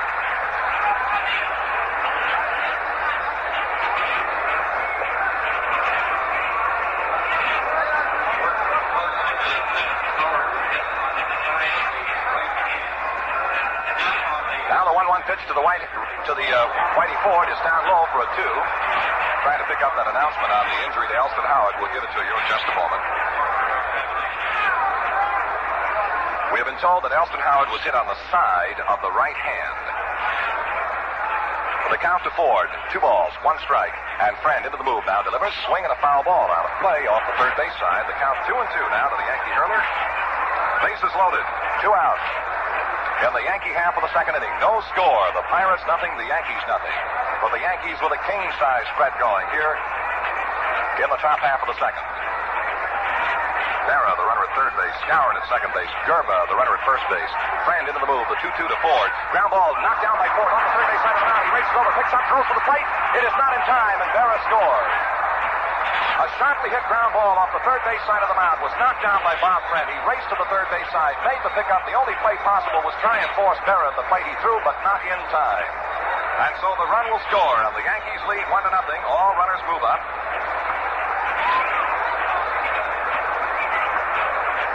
An infield hit off the glove of pitcher Bob Friend drives in the first Yankee run. It's 1-0 now. Ford is on at first base. Gerba down to second and Skowron over to third. And the top end of the batting order, Cletus Boyer. In the first inning, Boyer bounced out to pitcher Bob Friend.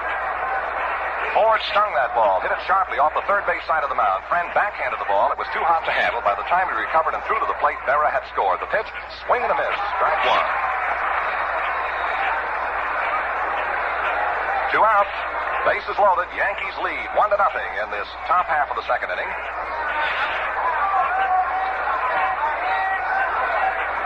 And the 1-strike pitch to Richardson. A swing and a miss for strike 2 to Cletus Boyer, excuse me.